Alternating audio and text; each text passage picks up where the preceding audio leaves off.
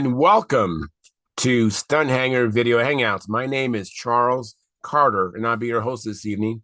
I want to extend to you my gratitude for you watching Stunt Hangar Video Hangouts. If you're watching this as a replay, I want you to know that I host these YouTube live streams every Monday and Friday evening starting at 6:45 p.m. Pacific Standard Time. So please make a note of this so you can watch or be part of the live stream. Plus, we have an after party following the live stream, which is sometimes better than the live stream portion. You must be a registered Stunt Hangar Forum member to find the link to be a part of the live stream and the following after party. Here at Stunt Hangar Video Hangouts, we talk about building and flying model airplanes, sport flying, competition flying, and what you've been doing lately. To join our conversation, if you are already a member of Stunt Hangar Forum, you can find the link if you scroll down to the section called At the Bench. Now, if you're not a member or if you're not logged into Stunt Hangar Forum, the At the Bench link will not appear. Now, if you're not a member, please register at stunthangar.com/SMF. Let me repeat that, stunthangar.com/SMF. That's Smart Men Flying. That's courtesy of Jeff Riley. You must place a space between your real first and last name when you register. You must also use a valid email address, or Sparky, the proprietor of Stunt Hangar, will not approve you. Now, if you're inclined to not come in, but just enjoy watching us on YouTube, wonderful, fantastic. Please enter your questions or comments over here at the chat box, right over here. I'll do my best to make your comments or questions a part of the show. And understand, I do my best. Sometimes I can't get a word in myself, so be patient. And I will ask the illustrious panel your question or state your comments. And by the way, you only can do this during a live streams. Like I said, I host these YouTube live streams every Monday and Friday evening, starting at 6:45 p.m. Pacific Standard Time. If you find the Stunt Hangar Video Hangouts that I host, or the many building videos, contest coverage videos that Sparky does on this platform enjoyable and informative, please hit the thumbs up, thumbs up, thumbs up, thumbs up. Subscribe, share, comment on the videos also help the Stunt Hangar YouTube channel grow. Please consider joining Stunt Hangar's YouTube channel memberships, which start at just $4.99 a month, like the price of a coffee or latte at Starbucks. And just once a month, that's less than 17 cents a day. And by the way, I'm a member. I have the $4.99 come out of my own checking account. I don't have to do that. But I believe in what we're doing, and I want to partner with you, hopefully, to support this channel and keep it going. Now, if you don't want to do this monthly subscription, mine comes out at about the end of the month. It's like around the last couple of days of the month when mine comes out. If you don't want to do that, do the super chat, which is right below the chat box right over here. Or if you're watching this as a replay, look for the super thanks. That'd be a way that you can donate any amount you like. Hopefully you determine in your heart how much of a value this is to you, which I think it should be very valuable if you really are interested in this hobby. And then give accordingly. And please do that. We could use your support. Now, if you have any questions or comments about the show, particularly the show that I do, you can reach me at my own YouTube channel. This is not my channel. This is Sparky's channel. And he allows me to do the show, set it up, and live stream it on YouTube. But get in touch with me by going to my YouTube channel, which is called Flying Control Line Stunt. That's Flying Control Line Stunt. And if you look for the 2019 AMA National Championship video, which is a video that Sparky shot with his own video camera, me flying his beautiful and light Junar XL. It was orange back then, and now it's white with orange trim. Check out the flight. It was a bucket list day for me to be at the Nationals and actually have a beautiful plane too. So it was a great day for me. I want to thank you for your past, your present, and future support. You are making it happen. Please keep the conversations family room friendly. Please don't use words or do things you wouldn't do or say around your own children or grandchildren. And without any further ado, I'm now going to post a link at Stunt Hangar Forum. Let me do that right now, and I'm heading there to post the link. So keep hitting refresh. It should be there right about now. All right, so just give it a moment. Keep refreshing, and it should see the stream, see the link. It's called Stunt Hangar Video Hangout Monday, January 12th, 2024. That's the one you want to click on. Anyways, please do that. And let me take care of a little business here. I'm going to make my way over to what I call the control panel. Making my way there now as we speak. Let me close some of these tabs to save some resources on this on my computer here. Making my way there right now. Let's see here. Here we go. Hope everybody had a good week. We're into the weekend, and hopefully you get a chance to come on in today and share with us what you've been doing. Look forward to hearing about your progress. Come on, computer. I'm trying to make my way to the control panel, and it's not cooperating. Let me try this again. And let me see here. Come on. Well, my computer's working slow. Hey, Bob, you're the first one in. Thank you for coming in. Oh, yeah, my pleasure. Told you I'd be here. Yeah, fantastic. I'm just doing a little bit of setup still. Just I'll be right with you just a second. And Brad Lapointe, thank you for coming in. Appreciate that. The Canadians are dominating. 2 Canadians and just me. Don't be worried. That is great. That is great. Let me see here. Making my way here. And I see there's we're having to escape from our nice, lovely weather. Yeah. Yeah. I hope I can keep you guys entertained. How are you guys doing down east? We're at, we started out this morning at minus 47 Fahrenheit, so 44 Celsius. We're still +2 Celsius here. You're laughing. It's so damn muddy. I mean, if the last 2 weeks, if we'd got in snow what we've got in rain, we'd be tunneling. Yeah, we've had nothing for snow until 2 days ago when we got a bit. Nothing's horrible. I mean, if you were in Vancouver, they're freaking out over it, but for us, it's nothing. Yeah, I don't think they even have the plows out. I had a doctor's appointment in London, which is about 100 kilometers northeast of here, and there was like 10 centimeters, 4 inches of snow. Nothing horrible yet. No, but we got all rain here. We're close enough to the water here that I was real happy with the remote start on my wife's little Scion Toyota. It started right off the bat this morning, parked on the street because we don't have plugins. And I ducked over to a buddy's place where I'm working on a car and went to fire up my truck, and it's click, whir, and I got dual batteries in the thing. So time to do some servicing, I guess, a month late. Well, let me catch up on the chat box, you guys, just a second. Dennis Adamison, who's a member of our YouTube channel, he said, like delivered. Thank you very much, Dennis. And then Marcel Legrand, he says, hi, Charles, and everyone at Stunt School. Thank you, Marcel Legrand, for coming in. And then Gary Sinclair, who's also a member of our YouTube channel and the guy that does the calendar, he says, like provided. He's also the one of the monitors we have for our channel. So we're all set up and ready to go. We have 11 concurrent viewers. We have 6 likes. So if you haven't hit the like button, please smash that like button. And if you're not a subscriber, please subscribe, please share, comment, and please consider joining our YouTube channel. And also, don't forget the super chats are very nice. They're very helpful. And the super thanks if you're watching this as a replay. So we're all caught up. I think I have it all set up. Make sure I got the share set up right. Yeah, we're all so Brad and Charles on an aviation theme, full size, well, model too. There ain't no flying light airplanes around here. At these temperatures, things break. And we've got ice fog that was just about zero vis. I had maybe 3/4 of a mile visibility driving to an outlying community this afternoon. Wow. Yeah, be safe. That sounds dangerous. Well, Bob, no, I'm good and safe. I'm staying on the ground. Yeah. But even Bob, driving with 3/4 miles visibility, that's pretty dangerous. Couldn't you go out with like a breezy home built or something like that? Oh, that'd be fantastic. Yeah, just just shades of my youth.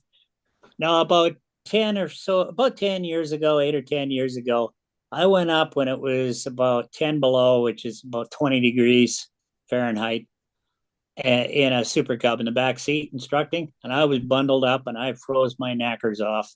And I decided that, nope, the freezing point, anything below that, I'm not going up in an airplane like that. Good idea. Well, welcome, Dennis. Thanks for coming in, and welcome, Gary. How you doing? How you guys doing? All right. Hey, Pretty good. Gary. Not Hi, as guys. cold here as it is up in the Great White North there, but our time is coming. We're supposed to get it starting Monday and Tuesday, so or Sunday Yeah. now. So Well, we dropped over 40 degrees overnight. yeah, Yeah. yeah, we're going to get something not quite that dramatic, but close to it. Right now, we've got a freezing rain going on, so it's just no fun. So Yeah, it warmed up to, tropical temperatures today. We got up to, I think, 29 or 30 degrees Celsius, so 25 below Fahrenheit, roughly. Yeah.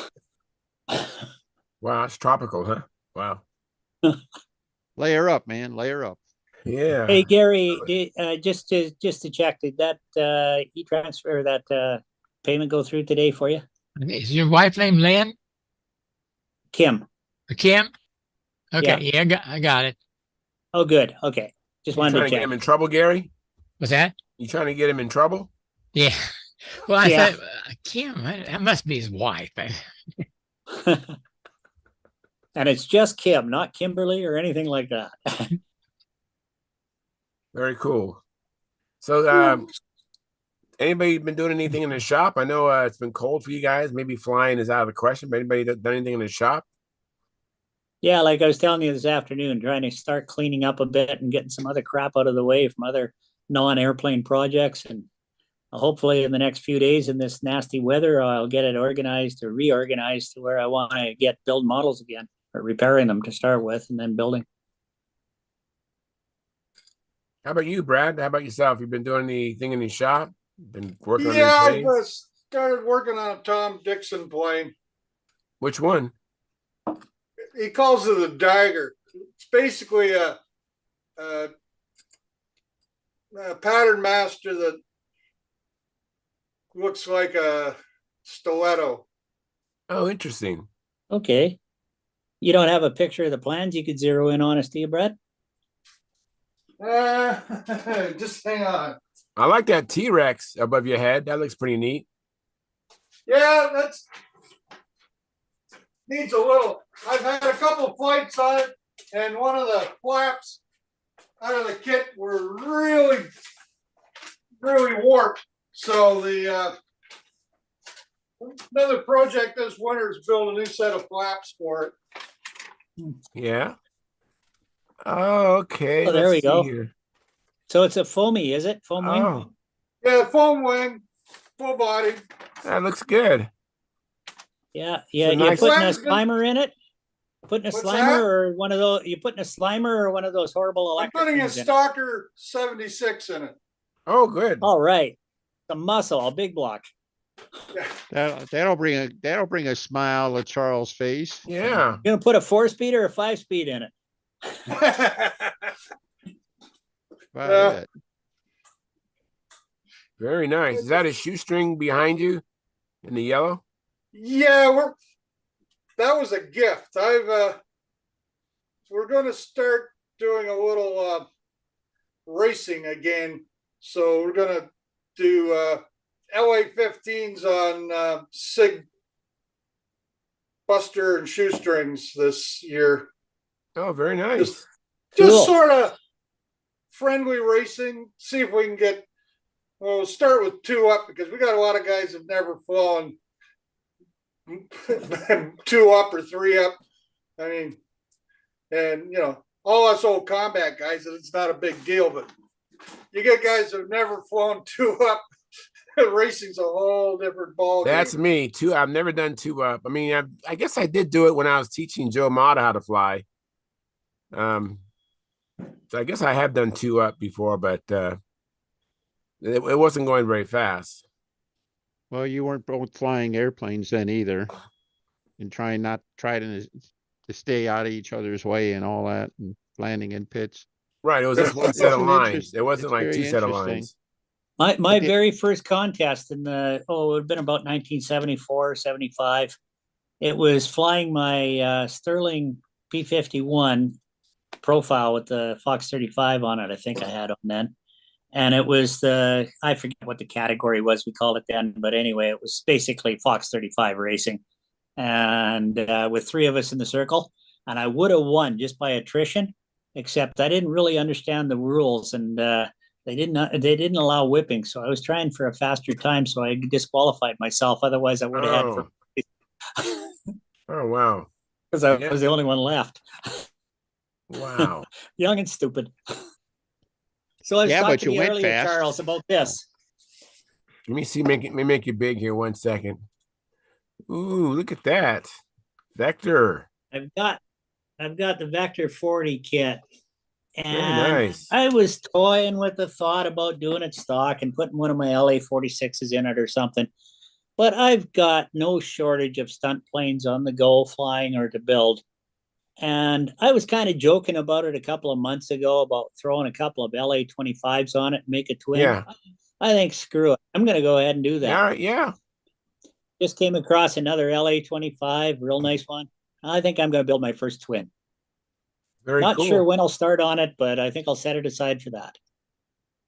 Very cool. Have you flown any twins, Dennis? Yeah, had a couple of them. Had one with a couple of the old OS S25s on it. It was originally, it's actually a semi-scaled de Havilland Comet. Didn't get a lot of flying time on it. Yeah, it had a Pathfinder twin electric, and then I still have the little Brodak twin Mustang, the little half A size airplane. I got that. So, and I'm somewhere, if I ever I'm waiting for that round to it here. I got a Jack Sheik's Mosquito, Cool. the RSM kit. So maybe that'll get finished someday too. So. Oh, very cool. So And how are the started- plans it's in- coming along for your Magister? Hint, hint.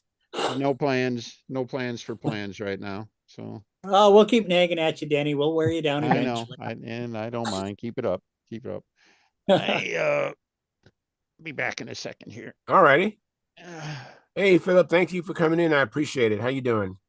Doing good. How about you? Well, I gotta get this on. Doing well. How are you, Charles? Doing well. Still have the same issues as last time, but I'm still doing well. Well, that's good. Yeah. You've been working in your shop? Been doing anything with airplanes? Yeah, working on the front of the SV and working on another plane. I was trying to get to I was hoping to have the Stinger up here tonight, but I just didn't have time to get to it. Could have got to it, just been busy all day. But just one of those things.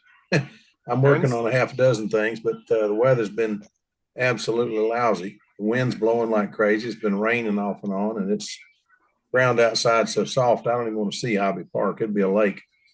I'll trade you, Phil. In a heartbeat. No. That's what you call cold weather. I call frozen. It's just frigid. Can't handle it. I understand that. So what are you doing to your SV11 again? I remember you Rebuilding the nose, everything from the battery box forward. The dogs is on the bottom. Hey, Vicky. Hey, She says hello. I don't know if you can hear or not. She heard me. Yeah, I heard her. She just brought me a piece of fudge and some ice cream and some from my dog. Nice. DAWG, guys. yeah, the dog. That dog. Nice. Thing thing is nuts. I mean, absolutely nuts. But that's the way it goes. We kind of like him. We've gotten used to him. I don't know if Very you ever cool. really get used to him, but we're trying. Look what Dennis is bringing in to the party. All right. More show and tell. More show and tell. Oh Yeah. my goodness, look at that. Ooh, very nice. That's it. Yeah. Back in 1969, when I won the junior stunt event at the Nats, I flew a Hawker Typhoon that I designed. Wow. And Look at this is that. a replica of it. Wow. You built Been a in the replica works of for it. a long time, and put it aside to work on other stuff, and lo and behold, it's classic legal. So I think it's going to Tucson. So is there a That's an foam wing? interesting cool, wing Vince. construction there, Dennis. Is Pardon that me? how you did it originally? The foam No, and the, originally it was a fully sheeted wing and sheet tail and everything like that. One of the things I did want to do with this was make it a little bit, make it lighter. I did a few other things like the original. I had 3/16 fuselage sides and tried to, carve some roundness into it.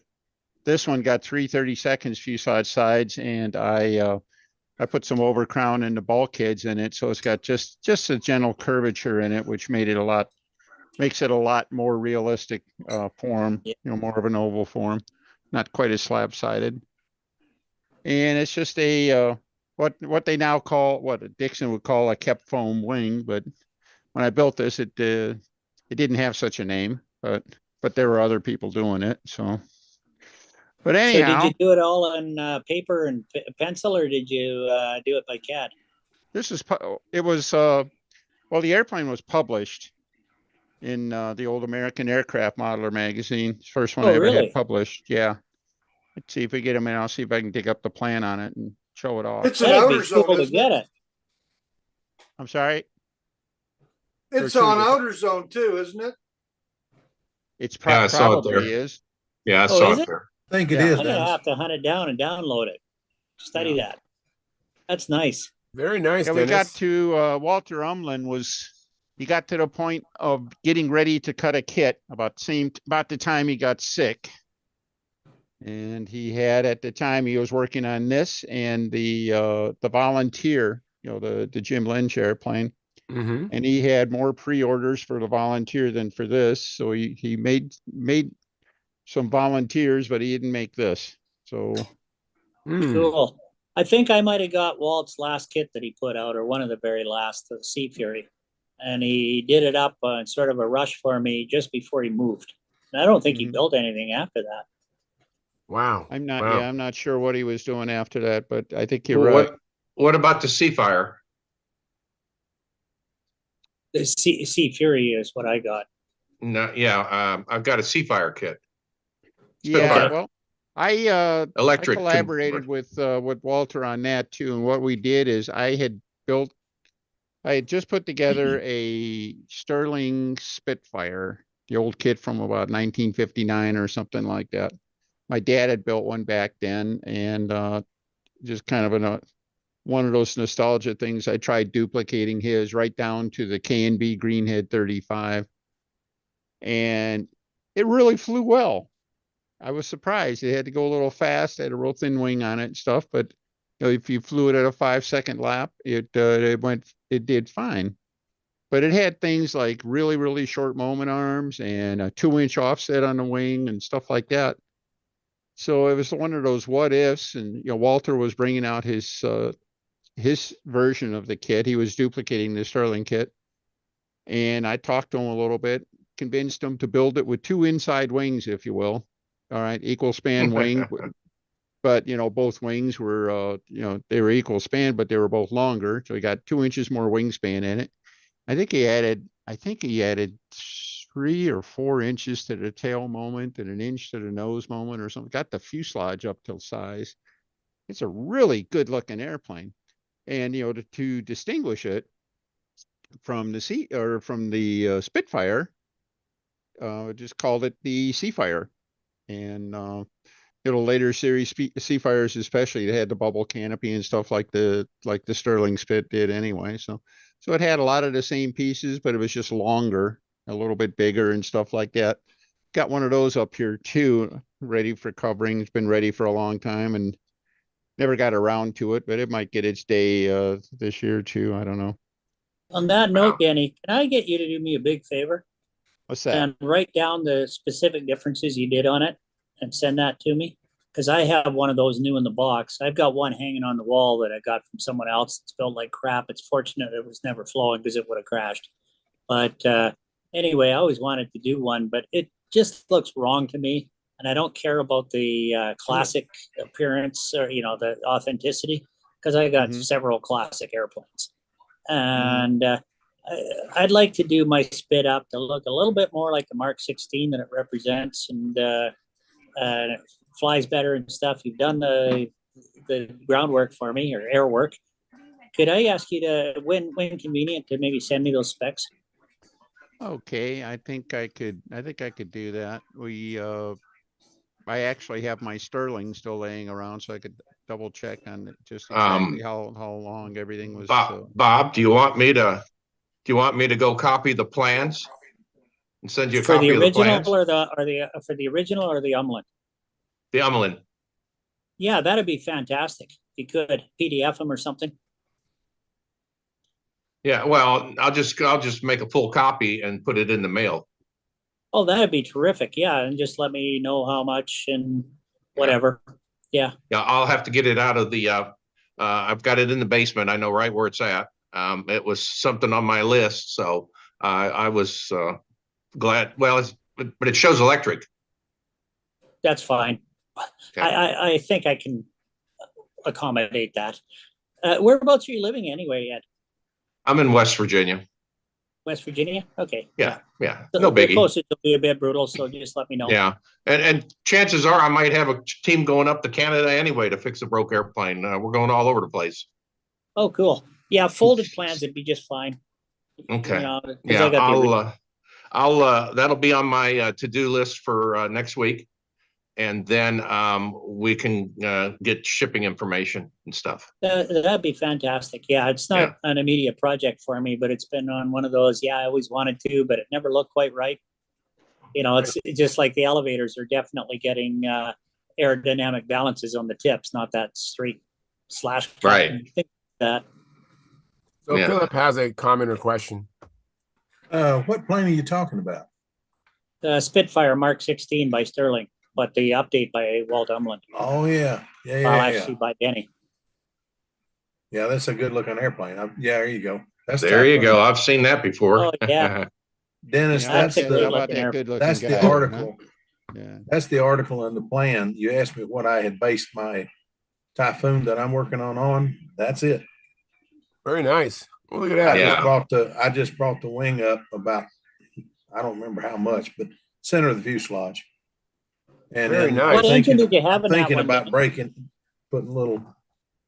breaking the wings like they were. They didn't have dihedral at the center. It's about a third of the way out, just past the gear. Yeah, They bend up. classical I thought about Hawker. doing that. Yeah, I think I'm gonna do the first one straight, but the second one may have the wing where that is, and then have the dihedral out there. I'm just playing around. I've got enough airplanes to fly in contests for the next couple of years, but I wanted something, a real project, something I could call mine.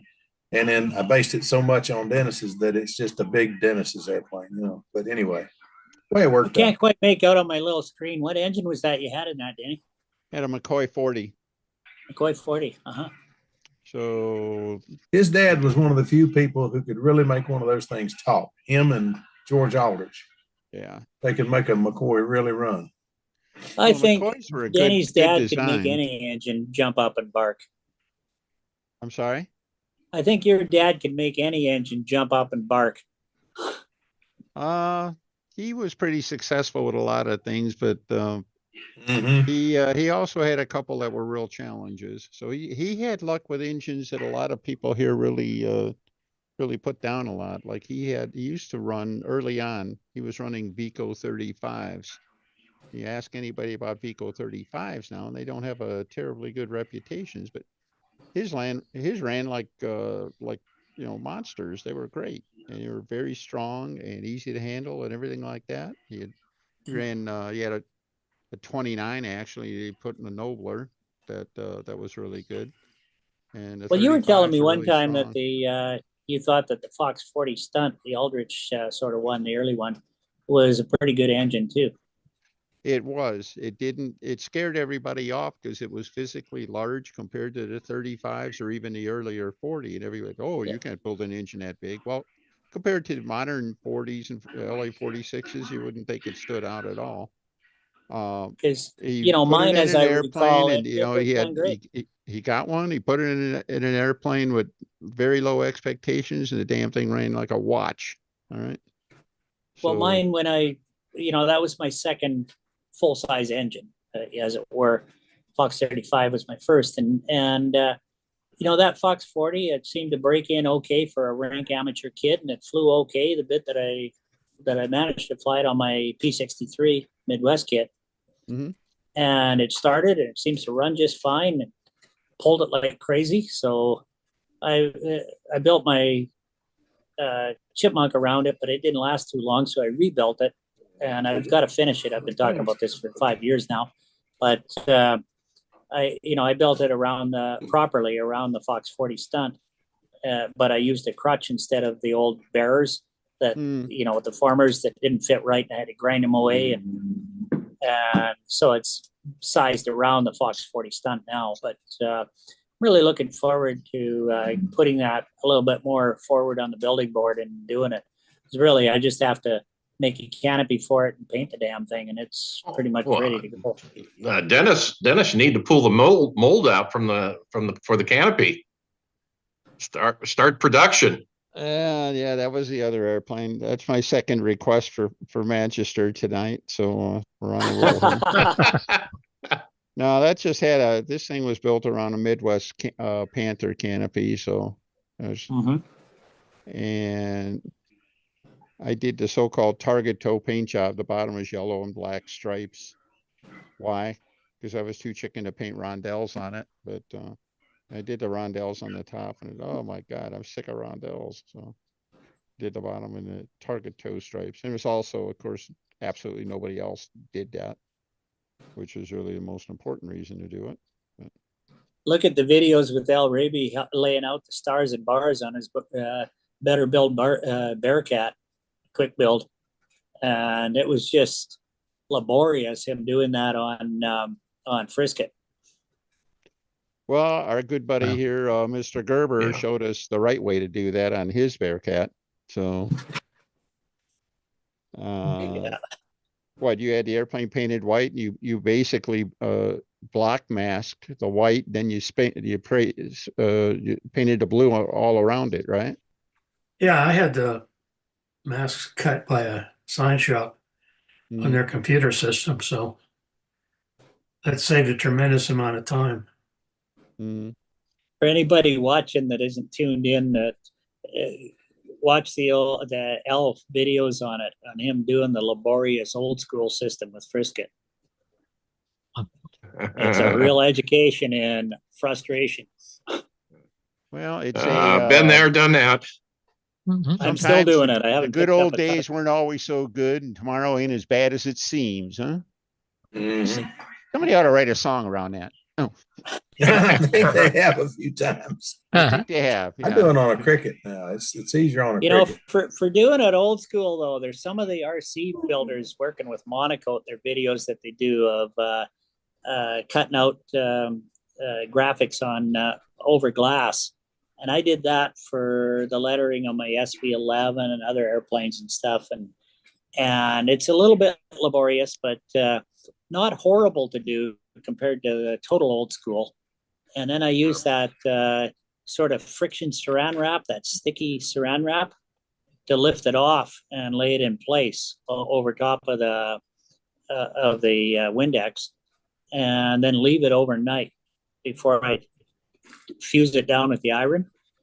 And that worked really well for me first time out.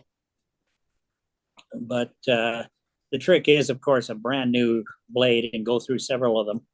But what I do is I tape down the Monocoat that I was using to the glass, and then I securely taped all around the perimeter with the template. But the template, what I did to make sure that it didn't shift as I cut it out, is in the center of the main letters, or center of every letter, I punched a hole, and then I put a dab of tape, essentially double-sided. I just folded over masking tape, but anyway, I did that so that as I cut it out, it wouldn't just fall away. Right. And it worked really well for me. Yeah. That's a good system. That works. I did the same thing when I did my Nobler. Let me catch up with the chat box. I have some comments from other people. Dennis Berry Sports Highlights says, "Happy Friday." Yo. Thank you, Daniel Berry Sports Highlights. And then Philip Bailey gave us a like. Thank you, Philip. And Lynn Burrell says like delivered. Thank you, Lynn. And John Skukulak, who's a member of our YouTube channel, he gave us a like. Thank you, John. Appreciate that. I didn't get a chance to ask Ed. You been doing any building or anything, Ed? Just been slowly doing some building. I'm not sure what stage. I think you saw my P-51 with the invasion stripes on it, and I'm just doing the landing gear now and waiting for Cali Graphics to send me some graphics back that she had to resize, and Okay. so that and still straightening up the place. Yeah, that's a. I hung up my my old checking it out. It looks my old great. squadron there. That My old fighter looks really squadron. good. That's nice. That looks really good. It does. And let me get to Mark. Thank you for coming in, Mark. I know you had a fall and haven't been feeling good, so I'm glad to see you. Yeah, getting back into it again. So, For Mark, have you watched Devotion, the movie? no. First, about 10 minutes is F8, two F8 Bearcats. And then the rest of the movie's Corsair. But it's called Devotion. I got to see that movie. I had not seen it. I don't think I've heard of it. I could hunt it down. Yeah. Is it available on a streaming channel or what? It was something that we have signed up for, one of those things. Okay, I have to look for it. Yeah. I've got some video it's here, on, like, Charles, if you Netflix want or to see it. that. Yeah, I'd love to see the video. It's about model aviation, right? Yep. All right, cool. I didn't know if it'd be a ski trip or anything. Yeah, I want to thank everybody, the ones that's sending Oh, me. just a second, Bob. I get with your motor in just a minute. Yeah. Got all night, Charles. Not in a hurry. Yeah. All right. It's not that heavy of an engine, This right? weather, it's not like I'm going anywhere in the morning. Come on here. How much snow you got? There we go. Can you see that? Yeah. I Oh, see you're the talking girl about in the green dress. model She looks aviation? fairly I didn't familiar. notice that right away. I saw the lady in the green first. Raquel Welch.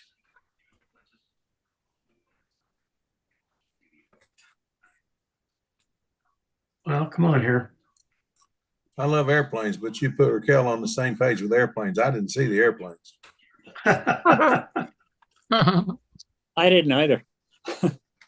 What We're a bunch of old airplanes? perverts, aren't we? Well, Well, Or leches. not sure it's going to go or not. Let me see if I can. I just say Try again. fans. I was always a fan of her. She's one pretty lady. I like that screen too, Was. though. That's good. Here we go. Is that better? Yeah, here we go. Yeah. It's coming up. All right. This is about 1962, I think. That's me Wow. with the You Really handle. With a Mine U, is- really. Can you still see it? I just lost the picture on my No. Yeah, screen. so did No, I. it's Looks like initializing. it's timing right now, like it's buffering. Huh. Here we go. There you go. Mm. So you flying the other way, huh? I did at that point. My uncle had told me he thought planes had better line tension if they flew clockwise. And that's my uncle there with the white hat on. And in this picture, he's flying a monogram Aranca that he built in about 1950. Really? Is that the one that had the my dad built the Super Cub version of that, but it had a sheet metal crank on the outside of the airplane. Did that have that? The sheet metal crank. Yeah, I got some pictures. We can show those He in a little couldn't bit. he couldn't do many maneuvers with it, but he could do a saber dance, and Yeah, it looks here you like see it. him. He Uh-huh. lost it there. Oops. He's And we're yelling, "Why flying didn't at the you catch it?" local. Oh, all right. We're flying at the local ball field in my hometown. Yeah, that's what we did. We Yep. didn't we didn't worry much about the dust. I think there's a little footage here of my ringmaster taking off in a Yeah. big cloud of Cool. dust. And I should take my U really out Here Oh we go. yeah, it's a big Yeah. cloud of dust. Yeah. That was Smoke Dustin on. was Dustin. Yeah. We use the U really I should handles. dig out My my uncle U really swore and by take those. it out and see the reaction of everyone someday. Yeah. I lost an airplane with a U really, and that was the last time I used it. I think I You- used mine about half a dozen times and it just didn't feel comfortable compared to the hot rock. So I put it Well- away forever. If you've been watching carefully, now my uncle's flying his Tomahawk, and he's flying that clockwise Yeah. Right. or counterclockwise. I'm sorry. Yeah. And he was flying the Aranca clockwise. So he's flying airplanes both directions in the same day right here, one after another. Wow. I don't think You I could guys do are that. pretty close to the power lines too. Well, they're up around the ball field, out around. As long as you don't push the top button on the U really and reel it out all the way to them, I guess. Well, see, he liked to crank it in so he could not have to land the plane. So he would crank it right in and like hold the air so he could hold the airplane above ground. Yeah. I'll be darned. Good grief. Oops. There he ran out of gas and he's done. So anyway, That's neat. I'm Well, impressed he could do it both racing ways to the get same the day. airplane. There we go. Thanks for sharing that really cool history. Yeah. Oh, what is this? Oh, that's some pretty cool history too. But I want to see that thing fly on lines. Long okay, I ones. got one more share for our good buddy Mr. Whiteley here. All right. Actually, it's Whitley, Denny. Whitley, Whiteley. I'm not deceased. This is my Walter Umland Seafire. Wow. Oh, cool. That's sharp. Yeah. Now one thing I did is I did change the fin from the kit quite a bit and made it more like the last series, Yeah. Yeah. Mark Mark 47 or 24. whatever they called it. Let's see, Yeah. let me change my lighting here, see if that helps any. Looks like all we're getting is glare. No, we're getting it. Yeah. Yeah. That any better? Yeah, a little bit. You bet. Trade off. Yeah. It's a pretty plane. It really is. And like I said, the stock Sterling kit flew a heck of a lot better than it had any business flying. That's all I can say. And That looks way better with that tail moment. yeah, but you see that tail, yeah, Bob. Now the Spitfire is the one you got on the wall. It's like hanging over you when you're in your office, right? Yeah. When you're indoors. That's in my living room, but yeah. Yeah. Yeah, Okay. that's the one you got plans too. Yeah. That one I got up overhead is Well, I've got the kit. 88-inch span. Can I get a Mark copy of those plans 14. too? Thank you. Will do. That is At any sharp. rate- I love elliptical wings. This Yeah. is basically on the ready. This is on the Phil Bailey. It's ready to cover list. All right. So Yeah. it's Right. ready to Got- finish. got It's a been few that of way things. for a long time. Of all the things y'all could have copied me for, that is not one to be proud of. That's My it. I ready like to to build, cover but I hate list to goes cover. back to 1975 for some of mine. So Yeah. don't laugh too much. I Hey, love to some build, but I absolutely hate to cover and paint. Well, Phil, sometimes we're role models, sometimes we're object lessons. All right. There you go. Don't Yeah, let her I got a go with nice that. toy here. All right, let me make it big, Bob, just a second. Tiger which? This Tiger is my 60. brand new Super Tiger V60 with Brian Gardner guts. Nice. Ooh. The other one's being Yeah. redone right now. It's interesting. The Super Tiger cases, I guess, with my engine builder, Paul, said that of the 3 cases I have, they're all different. Yep. And the one, he needs to put in 30 thou extra head gasket for it. But fortunately, one of my parts engines has that in addition to the one Brian supplies. So it's kind of neat how they're all different. But holy cow, the compression on this baby is just nuts. And see, yeah, it would be an ABC. Sure. Brand new Yeah. ABC like that. Sure. Now, something I'm going to caution you about was we were told by one of the RC guys in our club that this stuff here, totally awesome. It's just fantastic for engine cleaning and stuff instead of just using antifreeze in a deep fryer or whatever like we typically do. So Paul tried that, but he left some of it on it for me to see. Oh, The wow. crap, if you leave it a few minutes or an hour too long, it turns the bloody stuff black. Oh, man, that's too I haven't bad. polished that out yet. I just wanted it left as an example. But Mhm. contrary to what some of the RC guys say, don't buy this crap. Well, thanks for Anyone that. wants an extra quart of it, I've got it. Thank you. All things we did that considered, on- you know, it's if it gets all the nasty old oil and stuff like that off, and it's, you know, the oil's never going to be deposited evenly, so you're always going to have some spots that are overcooked and some undercooked. But if it's clean, I'm sure that etching or whatever doesn't hurt anything. Looks Well, like hell, but it'll buff off. That's not a huge deal. yeah, but it's a But matte my finish. point You is probably that it's can't buff best it. just to use. I use a deep fryer rather than a crock pot because I have one, and it's got the metal basket and that lifts out, and I don't have to worry about the porcelain ever getting cracked like the crock pots people use.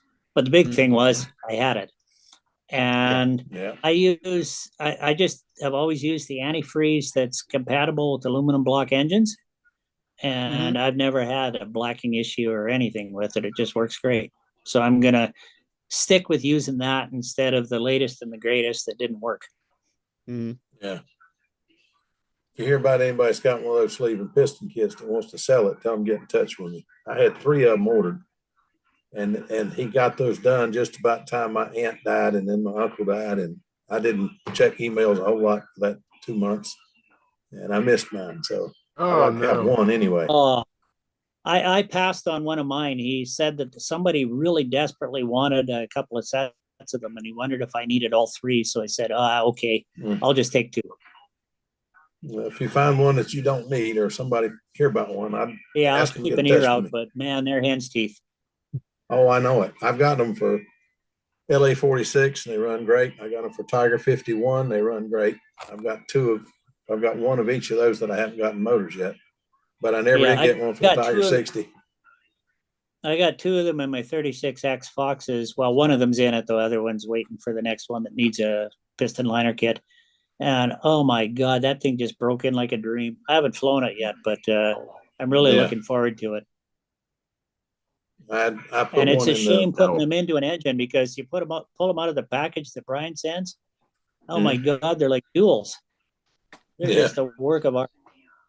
I don't know how he makes money. He charged what, $120 or $140 or something like that. Australian for it, which was nothing. I mean, it's like $120 for us, 100 for you. How the heck does he make any money on that? He's doing it purely as a labor of love, and the shipping from I think that's Australia. it. I think that's it. He's trying to keep the hobby going. The shipping was $25. I get charged more than that for an envelope from the States, it seems. I was talking to Bob Hunt the other night, and he said that he could ship 3 wings to, I think it was Japan. Don't hold it against me if I get that wrong, but it was someplace out of the country. I believe he said Japan. He could ship 3 wings to Japan cheaper than he could send a wing to California. Now, how does that make any sense? I believe it. Wow. And just shipping, the expediency of shipping. I had these in, I don't know, a week and a half, 2 weeks from Australia. If I get anything from the States in under 3 weeks, I'm thrilled.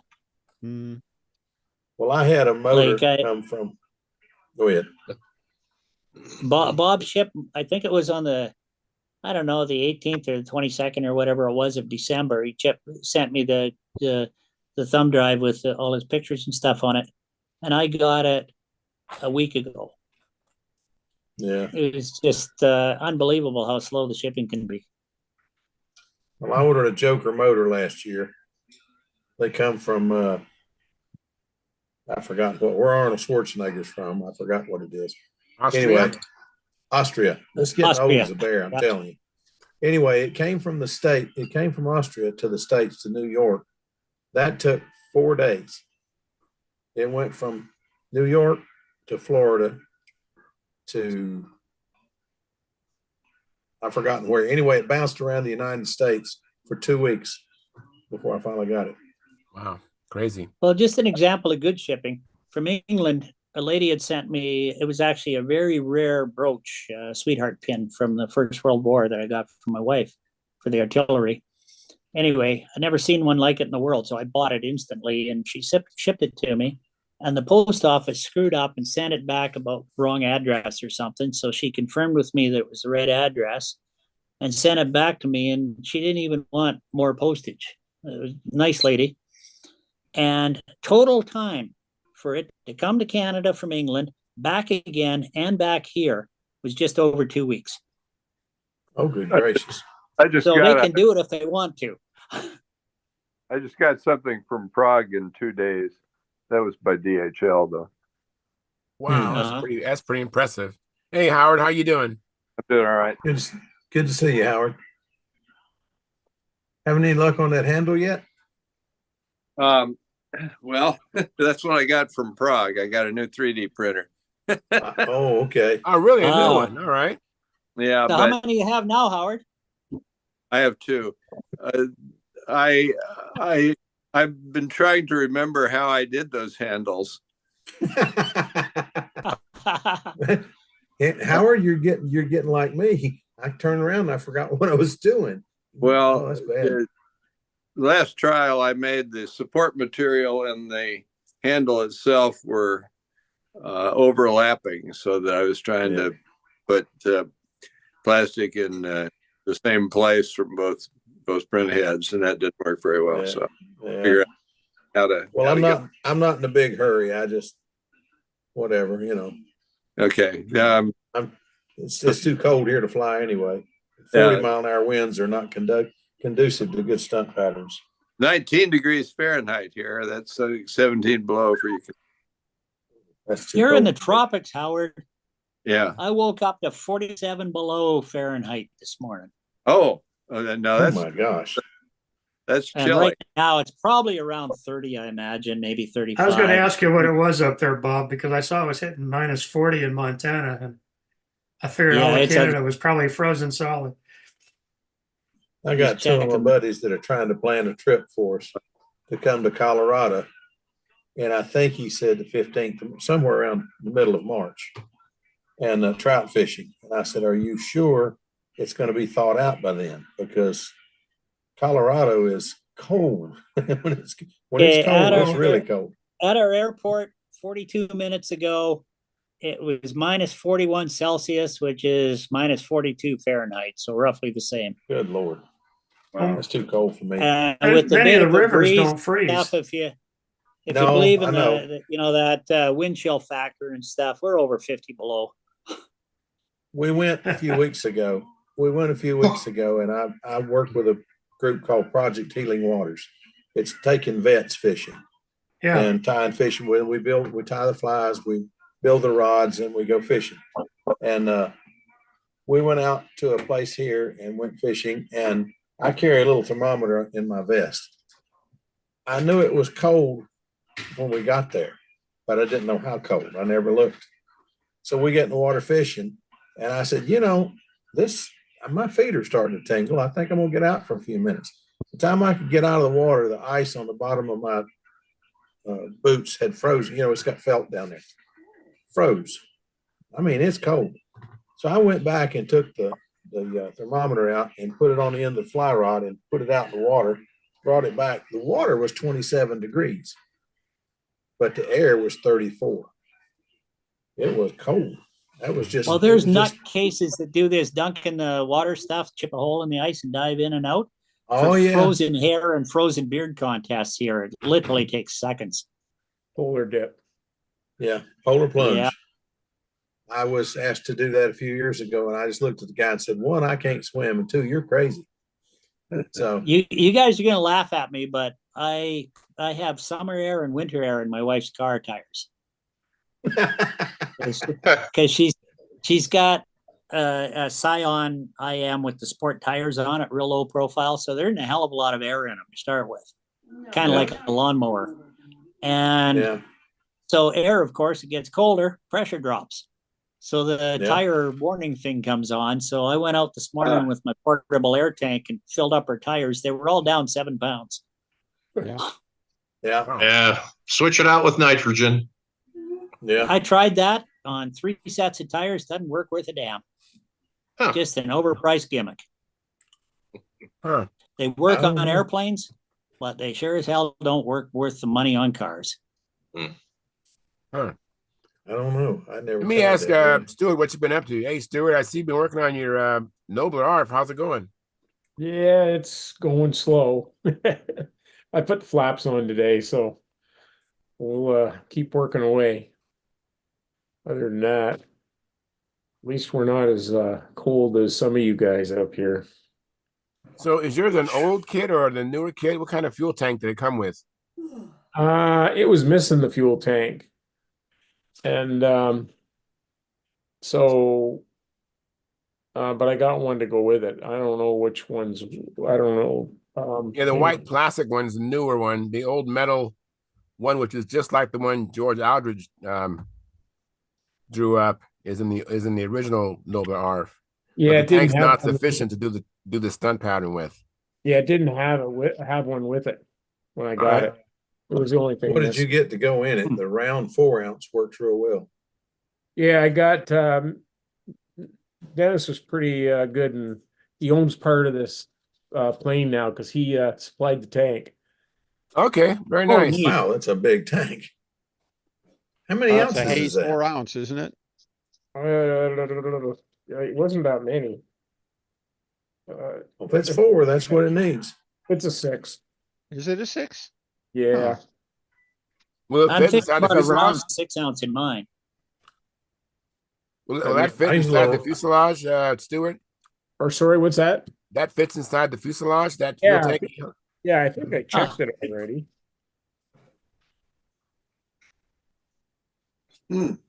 Maybe not. Modifications. Didn't get that far yet. Okay. Oh, Dennis, you lost out. So you're going to have your Nobler flying, no thanks to Dennis. So I tell you what, Kevin. I tell you what, Dennis, you come in here for a little fun and fellowship. What do you get? Talked down and made fun of. Dennis, well, did you say no thanks or I'm no going to blame it tanks? on John Paris because I gave that tank to John because he was going up to the meet at the bean field Yeah, and he delivered it to Stewart. So it's John's fault, right? Yeah. of course. Now, Dennis, Yeah. a minute ago, did you say no thanks or no tanks? That's Bad. Very Could be bad. that. Well, before I went from tanks a lot to no tanks. So Yeah. Hey, well. Stuart. Oh, you guys put 4 ounce in those normally? Usually 4 a ounces 4 is ounce. what mine actually, I was flying it on an FP40 and it flew on 3 3/8 ounce. But I was letting it go at 7,800 or 7,900 with You hold that a tank up again, Stewart? I'm not sure that is the one. Is Is it that the round one? or angled on the corners and stuff? That looks like a Kraft Haze, isn't it? Yeah, it looks like a haze tank. Yeah. Maybe I got Yeah, the but- wrong one. Is that what you gave me? I'm not sure. The one I gave you, I know had a pretty developed angle on the top and stuff like that that would fit around, like engine bearers or Oh. something like. Maybe I still got it in that. I don't know. Everything's Yeah. been moved around here. It's like I'm. Yeah, I'm just trying to be weaselly now. So, Yeah, It's. but I would have sworn it was a 4. Since I've changed everything around in the place, I'm Yeah. trying to. Where is everything? Okay. Hey, Stuart. Yep.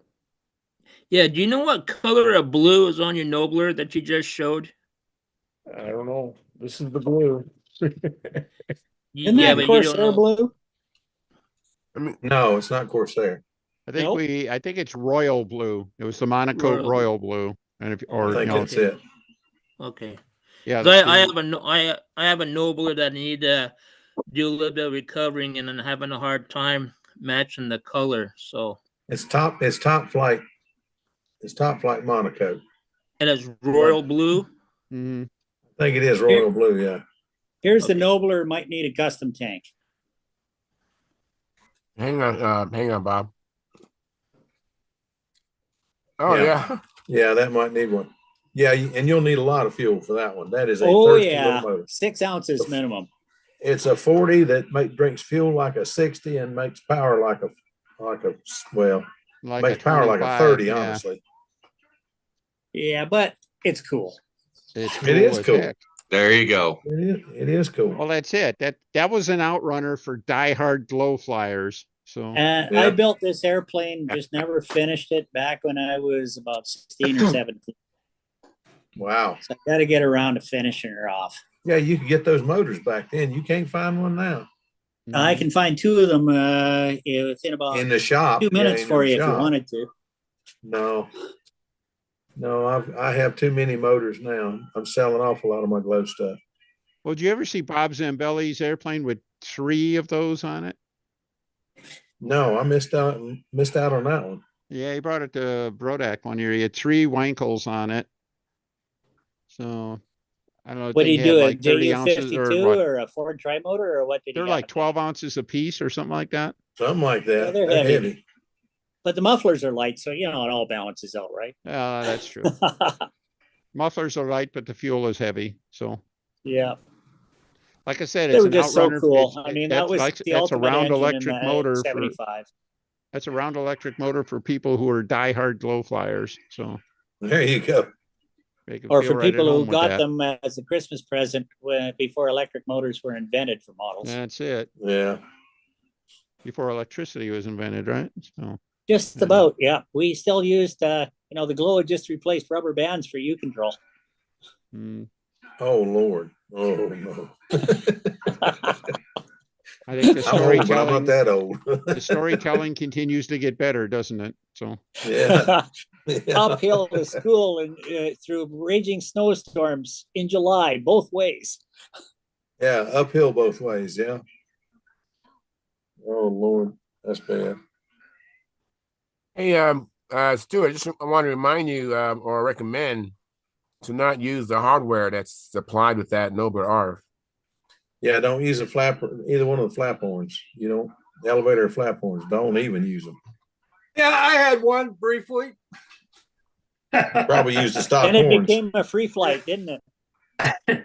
No, right in the middle of the wing over, the controls just went away. Yeah, it happened to me too. Yeah. Right? No, actually, mine mine was the overhead 8 at the intersection. It broke, and it kept going. And when I finally found the plane, the pin in the clevis, that little pin broke. I put a Brodak one on there. I used Brodak, or not Brodak. Dig? I forget what it is. It's the better ones with the Tom Morris. Tom Morris, yeah. I got a Sullivan? full Tom Morris set to put into this that came out of a Rec Nobler that I'm going to cut into it and do it because I don't trust my building skills nor the hardware from back in 1976. I've had 3 of those and putting a good hardware So in I'm for just the going to put the controls. Tom Morris They're everything good in. flyers. Yeah. So hang on, they are. Mark. Go and repeat that again, Mark Gerber. Yeah, I've had 3 of those RF Noblers, Uh-huh. and I put in Tom Morris controls all the way, Oh, good. and they're good flyers. Yeah, they are. If you get some good controls and hardware, they're good flyers. Yeah, an Aero Tiger 36 and the one I have downstairs, and it flies well. Mm-hmm. problem with the bell crank or anything? The earlier ones, the connector would just saw through the bell crank. Just a soft aluminum bell crank with unbushed cable lead outs, right? Yeah, that's what it was. And yeah, it's not something's got to give. All right. It's a recipe for disaster. Yeah, it's either the bell crank saws the lead outs or the lead out saws the bell crank. Am I guaranteed to get 5 flights out of this? Yeah, you get 5. Okay. You might, yeah, at the very least. Is that going to set a new record or something? I never did this, but I think Howard suggested it one time, and maybe in the forum or something like that. You just put a little dab of grease on the lead out, stuff like that. It does a world of good on that joint. I do that Not anyway. going to fix the fundamental problem, but it'll certainly make it. That grease will definitely. Looks But like it does a world of good. It's Yeah, just some- changed the darn thing in the first place before you put it together. Yeah, Not like but that smoothie of mine that went splat this summer after less than half a lap because the lead out ripped it. Oh, that's a shame.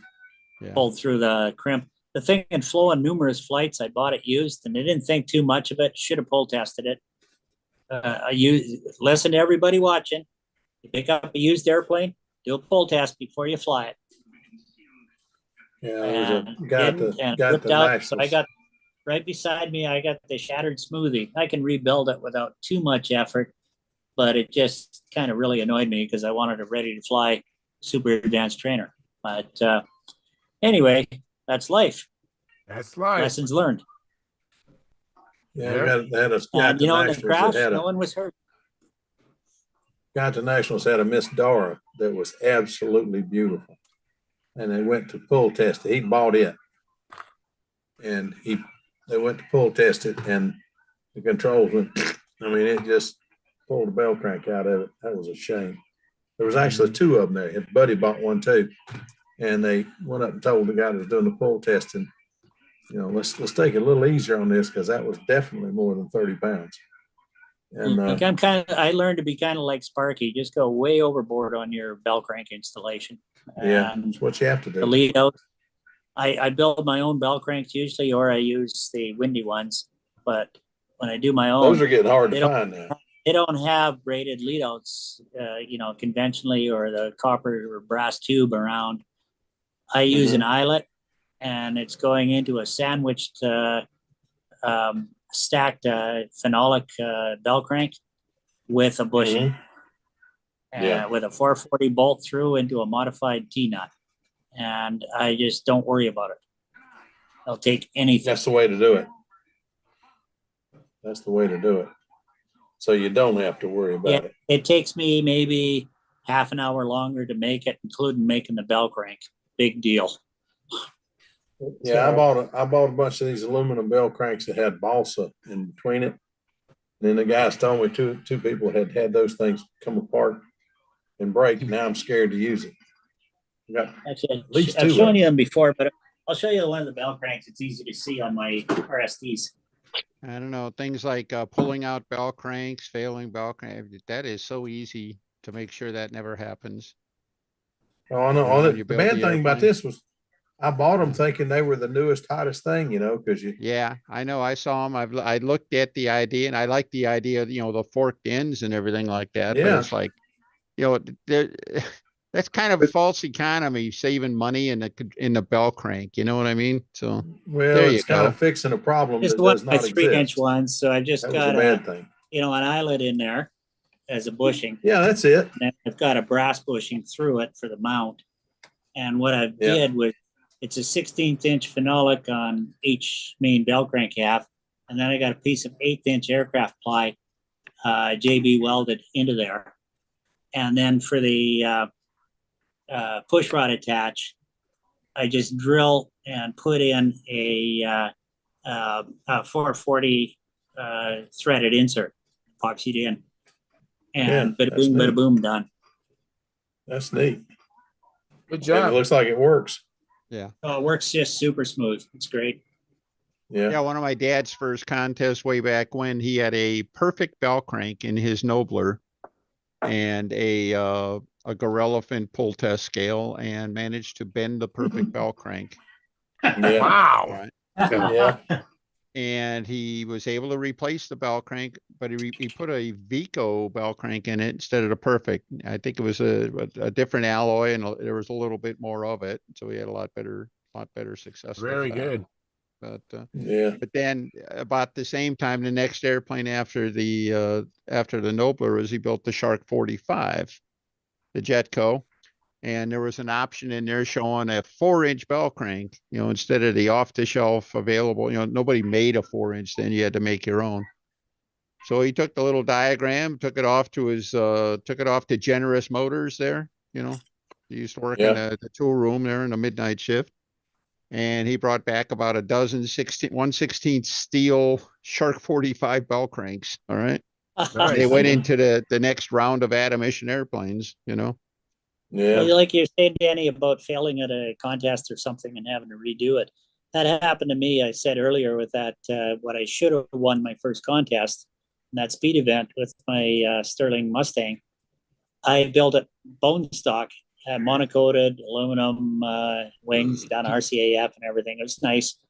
And the very first pull test at that contest, the bell crank ripped out. And fortunately, I had some repair materials and some extra covering material with me for whatever reason. That was the old 5-minute epoxy era before hot stuff. Anyway, so I just spent a couple of frantic hours rebuilding it and reinforced the heck out of it. And I never, ever built an airplane with a stock bell crank bed mount system again, like it was in those or the Goldbergs and whatnot, because they would not take a pull test. Well, the one of the fallouts is that my dad passed his habit on down too.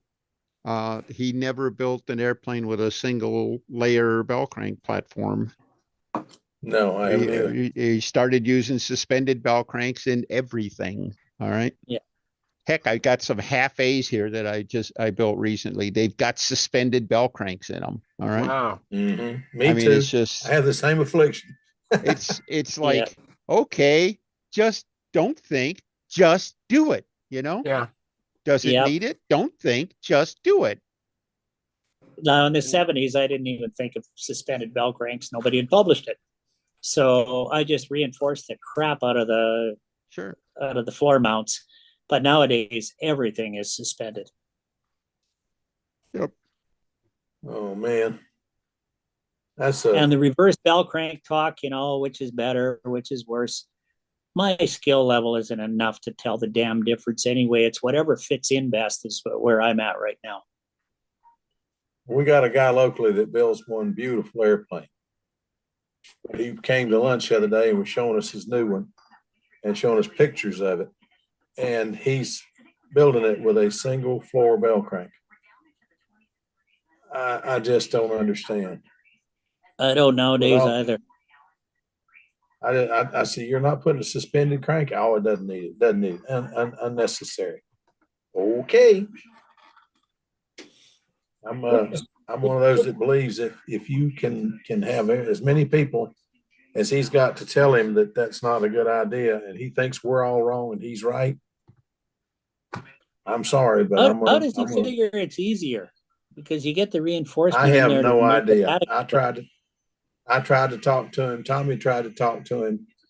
He didn't want to listen. He didn't want to hear it from either one of us. Y'all don't. And even a weight viewpoint, you need less material when you're doing a suspended if you add it all up. I use two pieces of 3/32 basswood. If you've ever seen Bob Hunt's drawings where it comes across between the two center ribs and then starts getting smaller, that's what I do. And I have yet to have one of those pull out. Of course, it's up against the sheeting. It's on the ribs. And out past that first bay, it's got the shear web on it too, but up against it. So it's pretty well bedded. If it's only bolted to one surface, what happens is that bolt can easily pull over. Bend. Right? Yeah. And it stresses the wood underneath it and everything like that. So the bolt can bend. You put it top and bottom, all of that goes away. The platforms have almost no load on them except just the bearing stress with the bolt trying to pull through the grain of the wood. I think I like those odds, Like you're saying, Danny, on a single surface mount, the torsional effect, if you're using standard hobby shop washers, that's such a small surface area and it can just grind into that plywood. And typically in a kit, it's just some light ply anyway. And unless you throw in a fender washer in there, which most people don't know exist, you don't have the area for the pressure. Mm-hmm. It's just I don't see any gain ever to be using a single plate bell crank unless you're running a J. Roberts or a GS 3-line bell crank. In which case you have to modify the crap out of them and basically chop up two of them to make one, like in the old Class 2 carrier days. Yeah. I don't know what he's thinking, but he doesn't want to do all that. He thinks the single floor is going to work. Well, I could not do the work that he does because he does some beautiful work and then scrimp on something so basic. I can't see. Okay, so when he piles it in, Phil, take a detailed picture of the bell crank mount that probably Mhm. caused it, Mhm. and then send them a photo of a suspended bell crank and say, try this next time. Yeah, that's a good The idea. thing is that there's probably, there's, hundreds of thousands of control line airplanes have been built with a single platform bell crank. That doesn't mean it's a good idea, but it just means that, it's ubiquitous. They're all designed that way, and folks don't go into Yeah. any customization or modernization or Some people just won't whatever. change. Yeah. That's right. That's what it is. Gee, It's that's what always the worked kit fine. says. So make it like the kit, They'll change anything else on the kit, but they won't change that. So, oh well. Yeah. Oh, we got Stuart with an ARF there. Oh, here we There go, we Stuart. go. Let me make it big. 1 second. Is this a Aluminum piece bell of junk crank. in there, or is it okay? You need to take that out. Take that out, make it, put another plate up top, Stuart. It'll be easy to fit in, and put a Stuart. ring through it. Change that. Let me see the bell lead crank. outs. Let me see the lead outs that connecting to that bell crank. So what do you do when you have one that was already assembled This is that already you picked up? Fly it. This was already done. Yeah. Flick the Is that lead out. braided cable? Pull on the push rod a bit, Stuart. Is that braided cable? Pull the push rod so we can see the termination there better. Okay. Okay, so tape. that's an aluminum crimp. Don't And you use want to it. get rid of that. Don't Don't use do it, or that. I'll show you a picture of my workbench with it shattered Not smoothly aluminum. because of that. Brass looking. Yeah, get rid of The that. brass. It looks like brass. Stuart, if you when Brass you or go to bronze? fix Or When it could be bronze. If it's when bronze, you go that's to fix that, pretty tough. go ahead. When you go to fix that, if you can't get the bell crank out any other way, cut the spar and then scab it both sides, and then lay a piece of plywood on top, and epoxy it in with some slow cure epoxy, and just let it sit there and cure overnight. It's going to be it'll be plenty strong enough. I've put over 500 flights on mine, and I'll take it up to them and let them look at it and see Good what idea. And Stuart, with Have Lenny my take a look at it. my other Yeah. smoothie, with my other smoothie, I did it on Hangouts actually. When I unboxed it and looked at it and saw that I had frayed cables part way up, 2 or 3 frays, I snipped Yeah. the lead outs right there while we were on Hangout one night a couple of years ago, and I spliced in a piece of sort of a fair lead wire so that I could get the 2 lead outs tied together. Just zapped it together and pulled fresh lead outs right through my guides. golden rods. Yeah, that's what I did. No, I just used because you don't have much room on those ARFs. They've got a pretty small lead out exit on the adjustable lead outs. Mhm. So you can't lump it up. So what I did was I just sort of frayed back a little bit of, it's hard to describe, but I frayed back a little bit of the existing lead out, and then spliced in just with a little piece of wire, and just hot stuffed it, or C8 it, and sanded it a bit so it's kind of half-ass smooth, and then pulled the whole thing through, and did that for each wire, and then put the bell crank onto it as I wanted, a good one like the ones I do, and then terminated it. And it wasn't that horrible to do on mine, to just change the bell crank out entirely. Yeah, this one has. Well, I'll tell you what. I'll tell one on myself. Since the guy that likes to tell on himself is not here tonight, I'll play devil's advocate tonight. I took and cut the wingtips off and put new wingtips on it with adjustable lead outs. And on the other tip, a weight box. I put it back together, but I weighed how much weight came in that weight box. I weighed the weight box, so I knew exactly how much weight I had added to that wingtip. When it's all said and done, I got the plane really flying well. I was right back where they had it. And my lead outs were, they're an inch and a half apart or something like that. And I put a 3/4 inch wide spacer on my line slider. It ended up right dead in the center where the 2 stock ones were. So don't even bother putting adjustable lead outs and stuff in it.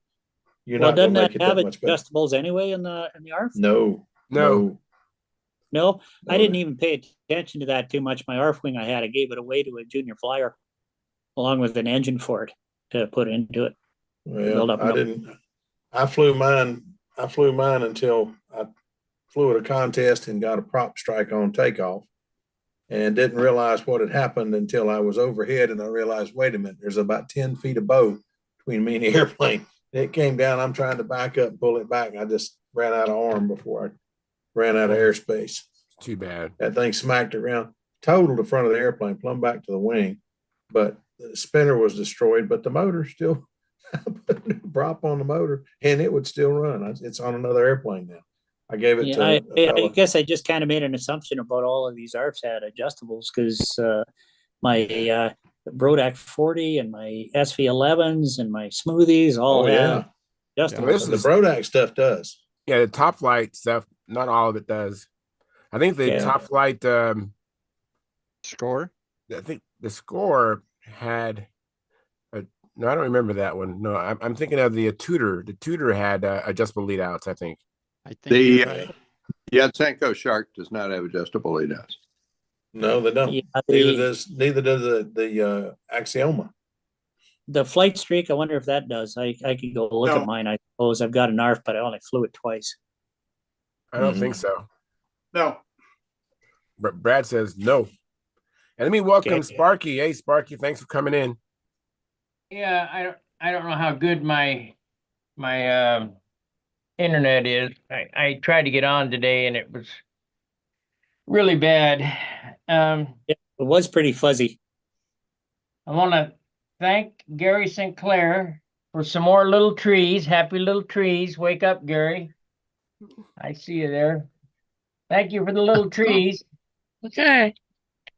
And I want to tell Howard, the thing you were supposed to send me was the file for those little lollipops, so I could see if I can use it on my 3D cutter, my 3D Laser cutter. Yeah. And is Mark here? Mark Wise? No. Mark Gerber, yeah, Mark Gerber's here. Mark. I'm here, Charles. Yeah, I gave you the propeller. I didn't expect you to send it back. That's not the one you gave me. No, I know, but I didn't expect. When I gave it to you, I didn't expect another one. Well, hang on to it and give it back to me at Brodex. Oh yeah, right. Thanks for sending it anyway. I'll use it. You can bet on it. Okay, good. So that's about all I got. I've been slowly working on this new one here. It's coming along. Yeah, it is. Very nice. Yeah. It's gonna be lighter than the other one because I got in some good wood. Nice. You're gonna Well, be annoyed I'll take the this, old heavy Sparky. one. You're gonna be annoyed about this question, Sparky. Given any thought while you're puttering with that on a paint scheme for your profile one? Not yet. I'll I'm probably Sparky, when looking you forward get to that because you're gonna go a long way to top that blue one behind you. I'll get it. That's not a problem. When you get this new one finished and it's all lighter and you're ready to ditch the old one, just send it my way, brother. Yeah. Jeez, that is a pretty airplane. This one is 52 ounces behind me. The other one is 53. I'm thinking I'm going to get this one under in the 40s. I hope so. Wow. Wow, that big air with a Tiger 60? Yeah, oh yeah. That's light. That's light. Wow. Well, that blue one rivals Billy's scallop painted ones from way back when, and they were Juno. gorgeous. Yeah, Juno and Aries. What do they call that area? Darn, it was a HP 40 engine, and he called it a The Parakeet. Juno. Parakeet. That's it, Parakeet. Parakeet, the Junos, Parakeet. the Vulcans. Junar. Yeah, did he scallop that one? Did he put scallop of Juno? I don't think so. Well, Well, maybe I I don't just, remember that The one. yellow one. The yellow one was pretty spectacular. I don't think Billy ever made an airplane the that I've yellow seen one. in pictures that wasn't spectacular. Yeah. Yeah. I don't know.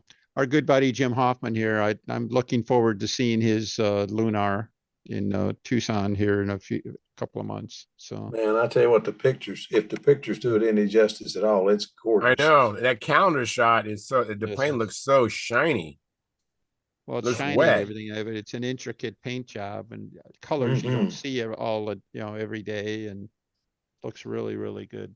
So, Yeah. He is one of the few people I know that would tackle paint job like it. He and Jim Lynch. If you ever saw Jim Lynch's Humbler, which is everybody else knows it as Sharp 45, but he did the original, the Humbler. The paint job was just exquisite. Jim was quite a craftsman. Let me catch up on the chat box. Gordon Jack gave us a like. Thank you, Jack. Appreciate that. You know, Stuart, no matter how you grit your teeth, it's still not going to fit.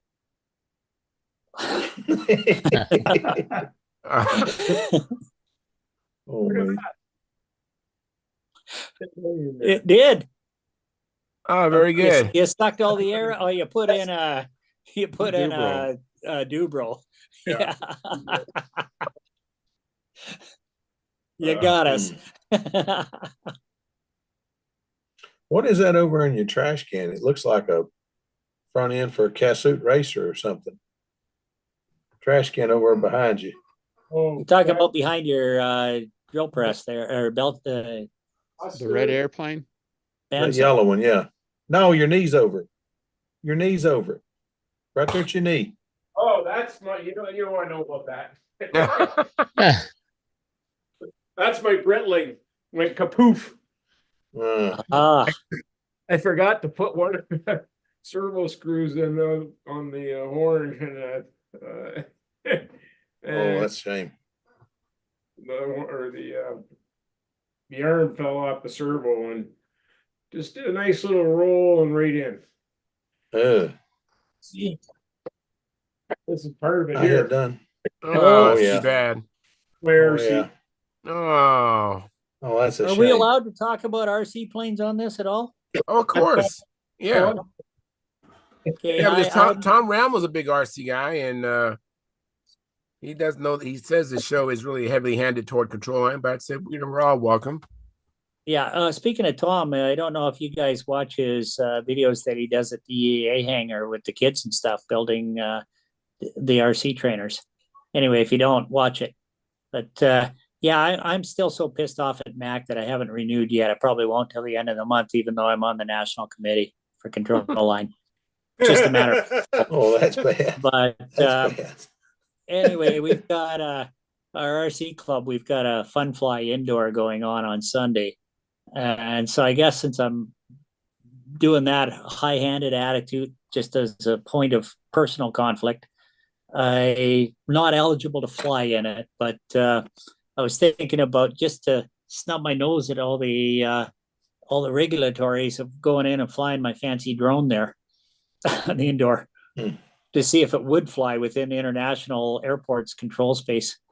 It will. But anyway, it's supposed to be minus 36 that day, and I don't know if I want to drive the 40 miles to do it and pay for my Mac membership just for that. No. So I think I'll hold off. Gracious day, doggone. Well, Canada's gone crazy. With me on that one, eh? Yeah, we're not as bad as Canada. Canada must have gone crazy on you guys. I don't know what's going on. It's a power trip by three idiotic, power-hungry jerks with a volunteer organization. And one of them in particular doesn't give a damn about control line. You might know who I mean, Stuart? I don't know what those guys. I haven't met any of them, or I don't know anything about them. Okay. Yeah, Len knows full well who I'm talking about, but I think I know one of them. So we just have some issues with the upper echelon, namely a president, the past president, and the vice president. Oh Lord! It wouldn't be guys from Manitoba you're talking about, Bob. It just might be. Oh my goodness! Something's wrong with the water down there, man. It is. The control line guys got to get together and go to the zone meeting and vote the bastard out. Pardon my French. because he Well, didn't that's the get in thing, by man. much. And it's the RC guys that are putting them in. And the free flight guys never do a damn thing for the hobby. They got to get their crap together and work with us. There, that's my soapbox for tonight. You guys bitch about the AMA, you're laughing in comparison to what I we got have no to problem put up. with AMA. The important thing is, Bob, do you feel better now? For the moment, but mostly Okay, because I okay. got some nice Alberta good. Springs whiskey here for the cold night. I just want to be here for you. Good, and you are. That's why I'm on Yeah. tonight. That's it.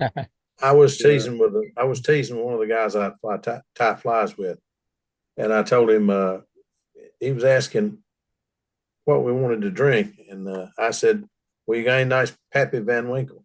Nobody has Pappy. This does $10-15 a shot. Sure, he reaches in my shit. My God, no, put it back. Put it back. I don't drink, but I mean, I know good bourbon, but I don't drink it anymore. I got a funny story decades ago. Hang on now, Bob. Hang on, Bob. Stuart, do you have another question, Stuart? Looks like you have a question. Oh, I'm okay. No, I'm just looking at my. Okay. All right. Go ahead, Bob. Okay, Bill, back in the 1980s, late 80s, we drove down on the spur of the moment, like literally spur of the moment, told our bosses we're taking vacation, and went down to Norco, California, just out of LA, to buy some Thorpe T18 parts.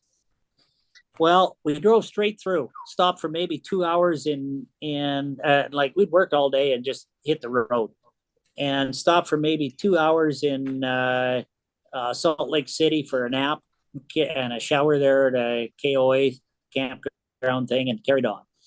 Got to Norco late at night. Wasn't sure because it's this big expansive LA. When you come into the valley and all you see is lights. Oh, I know. Well, we pulled into a bar there and said, "Is this Norco?" "Yeah, why?" "Oh, good. That's where we're coming for." He says, "You're coming to Norco?" "Nobody comes to Norco." "Where are you from?" We told them, and they closed the kitchen and everything, and we wanted to order up some booze and some food. They said, "Oh well, we'll fire up the kitchen again for you." That's great. And booze, nobody in the States at that time carried anything drinkable for Canadian whiskey. They figured this stuff crap called Canadian Club was drinkable, which is crap. Lord, that's nasty. Yeah. That's like the bourbon they send up here. And anyway, he says, "Yeah, we got a bunch of it." Oh, so they had, some decent brands. And so we started in on that, and we have supper and everything else late at night. And they kept the bar open for us till the wee hours of the morning. Just kind of slept it off in the car, and then went on to the aircraft company that I always wanted to buy the stuff from. But the one gal that worked there, she said, "Don't tell them anything about Canada." I says, "Why? I'm from Canada. I've got them all bullshitted. Like the morons believe that we're all on mud roads and no pavement and barely out of the horse and buggy era, and wolves roam the streets and everything else." It's just freaking hilarious. So she said her boyfriend was dumber than a post, but he believed this stuff. So we just reinforced her story. So yeah. Well, the only thing that got me about Canada, the first time I went up there, I went and stopped in a gas station. I had never heard of Imperial gallons, but I knew that gas was awfully expensive. Well, this applies to airplanes too. This applies to airplanes too, Charles. It does. Your story didn't, though. Your story didn't. Yeah, but this one does. Phil's does. All right. Okay.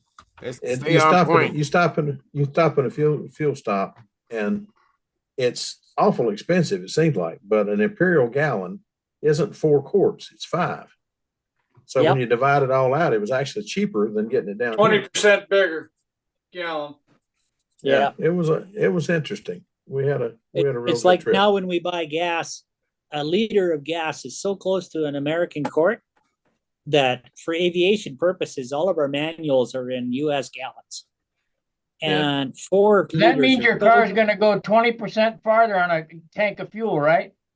Yeah, that's it, right? Yeah, you A got it, gallon of Sparky. gas, not on a tank of fuel. But it's so close to it that it's kind of nice going to a metric, because all I have to do is multiply by 4, and I've got the US gallons for all my airplane charts. Wow. And by the way, Charles, we were talking about going down to buy airplane parts, and we finished with buying airplane parts in Norco. Yeah, okay, I know, but the other part did not There you have go. any airplanes. Just keeping you in line there, buddy. That's good. Good comeback, Bob. Good comeback. So, I'll tell you what, there's a lot of strange things in Canada, but went up there and went to a hobby shop, and some of the, the price,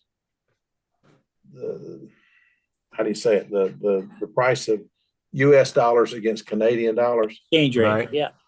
The exchange rate. Man, I couldn't believe it. I said, what in the heck? And then I realized, wait a minute, I'm coming out ahead. My dollar's You're going to go coming a lot ahead further up there. 30%. Yeah. Yeah. So I ended up bringing back a whole lot more stuff than I intended to come home with. And you put it in your pocket, you're not even paying US duty. You're darn right. We put it in I the used to trunk of the work car at a hobby shop in Dearborn, Joe's Hobby, and typical I've been there. Saturday, we'd get a lot of folks coming over from Canada and stuff. And whatever you do, don't put the receipt in the bag, and make sure they can see. They'd go out, the Canadians would go out to their cars, and they'd start tucking their airplane parts into every cubby hole they possibly could. So they could, when they got to the border crossing, nothing to declare. Like say, heaven help them if they had a receipt or something. So Danny, with receipts on that trip to Norco, because it's long past, we don't have statute of limitations, but screw them. I bought a whole bunch of stuff from Ken Knowles in Norco for Thorpe T18. And then coming back up, I'd made arrangements for GB Canopies to blow me a canopy in Seattle. And near Seattle, there was GB Propellers was custom carving me a prop for my plane and all this kind of stuff. Well, what I did was I had Ken Knowles sell me a receipt for an aircraft kit. Well, it just happened to include all of these other parts I picked up along the way for this kit, because I was making my own. Okay. That's pretty smart. That was pretty smart. Yeah, Danny, you talk about Canadians going over to Joe's. Well, we always go to Toledo. Yeah. Mainly to buy fuel. And like Randy Rich and his son were up the bean field for a contest back in 2015. So, and I've been buying fuel from him for over 20 years. So he knows my scheme. I get him to make me up a slightly altered bill. And I usually stay over 48 hours, stay at Buddy's place in Michigan. And, never really had a big problem at the border, but I've had a few discussions. Brad, can't you declare some of it as your import exempt booze? No.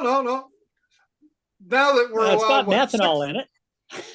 Well, I had a lady customs officer at Windsor said, I thought you said you didn't have any alcohol. And I said, well, go ahead, take a slug. It's methanol.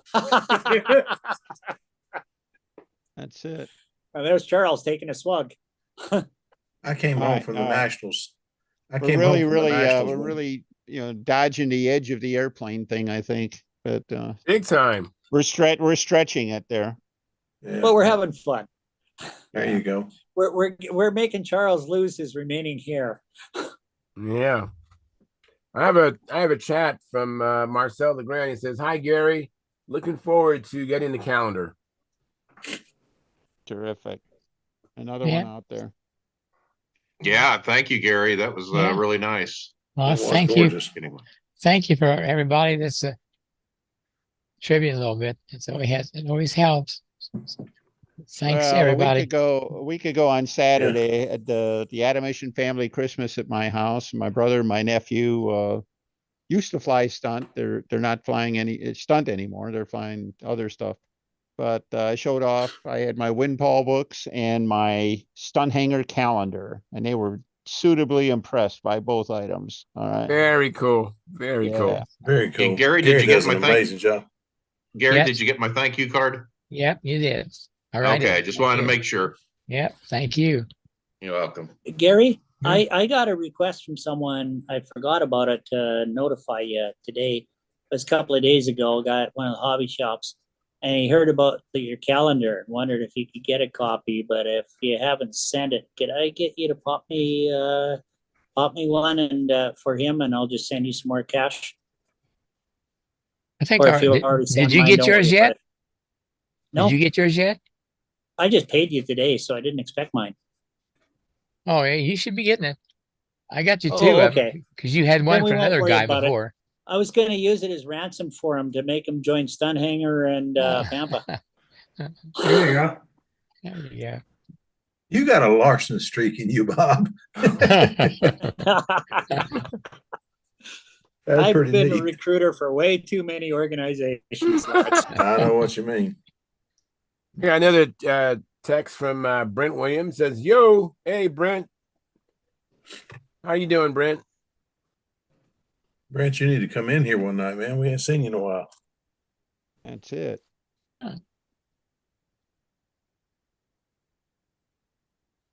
Man. Now I figure if you can't bribe them, guilt them. Yeah. Yeah. I just found something I haven't seen in a long time. Oh yeah, I make it big. Oh yeah. But anyway, I wish they had smaller ones. You found a nasty donkey patch, huh? Well, that's what I was going to do. I'm gonna try to get a picture of it and reprint it and put Nasty Donkey on it, and then put that on my flight box. See if I can't get that to go over. How well that goes over. Yeah. I'm going to show you my first project in the next couple of days, guys. What's that? All right, let's see. Here on this. This is my much rebuilt 1974 or 75 flight streak.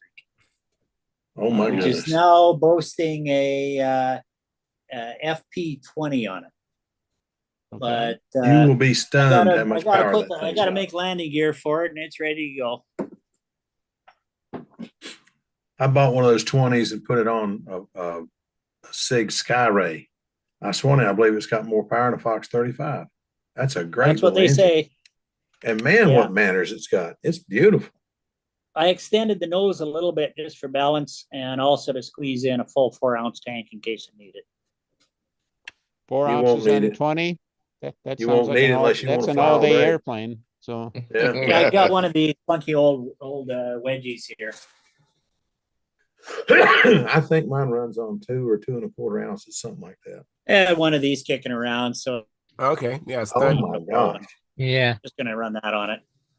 all right. You fill that up on a 20, you better want to stay out there a while. I'll take a snack out with me. Well, you better You'll take a need it. potty break before you fly too. So Yeah, I mean that. or You know, either the that or catch fit is- yourself with a pilot relief tube. So Yeah. It's really Yeah. hard to add fuel to a tank that's too small, but it's really easy to leave fuel out of a tank that's too big. Yeah. actually, What do you that got behind tank, you? that tank, you better have it pretty full, or else you're going to have some funky trouble. It's so tall, you know. Yeah. Are you What's that thing talking behind you, Dennis? Hey, look at that! Look who's joining up here. Dennis, what is that behind you? Oh, that's the Typhoon I was showing off earlier.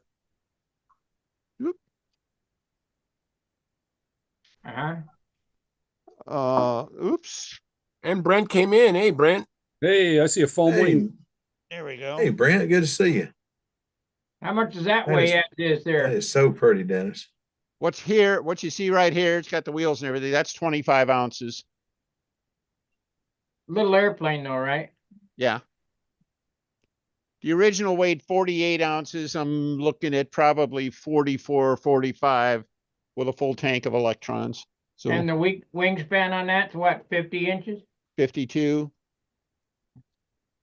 540 squares. How cored out is that Ounces, wing? it'll dance.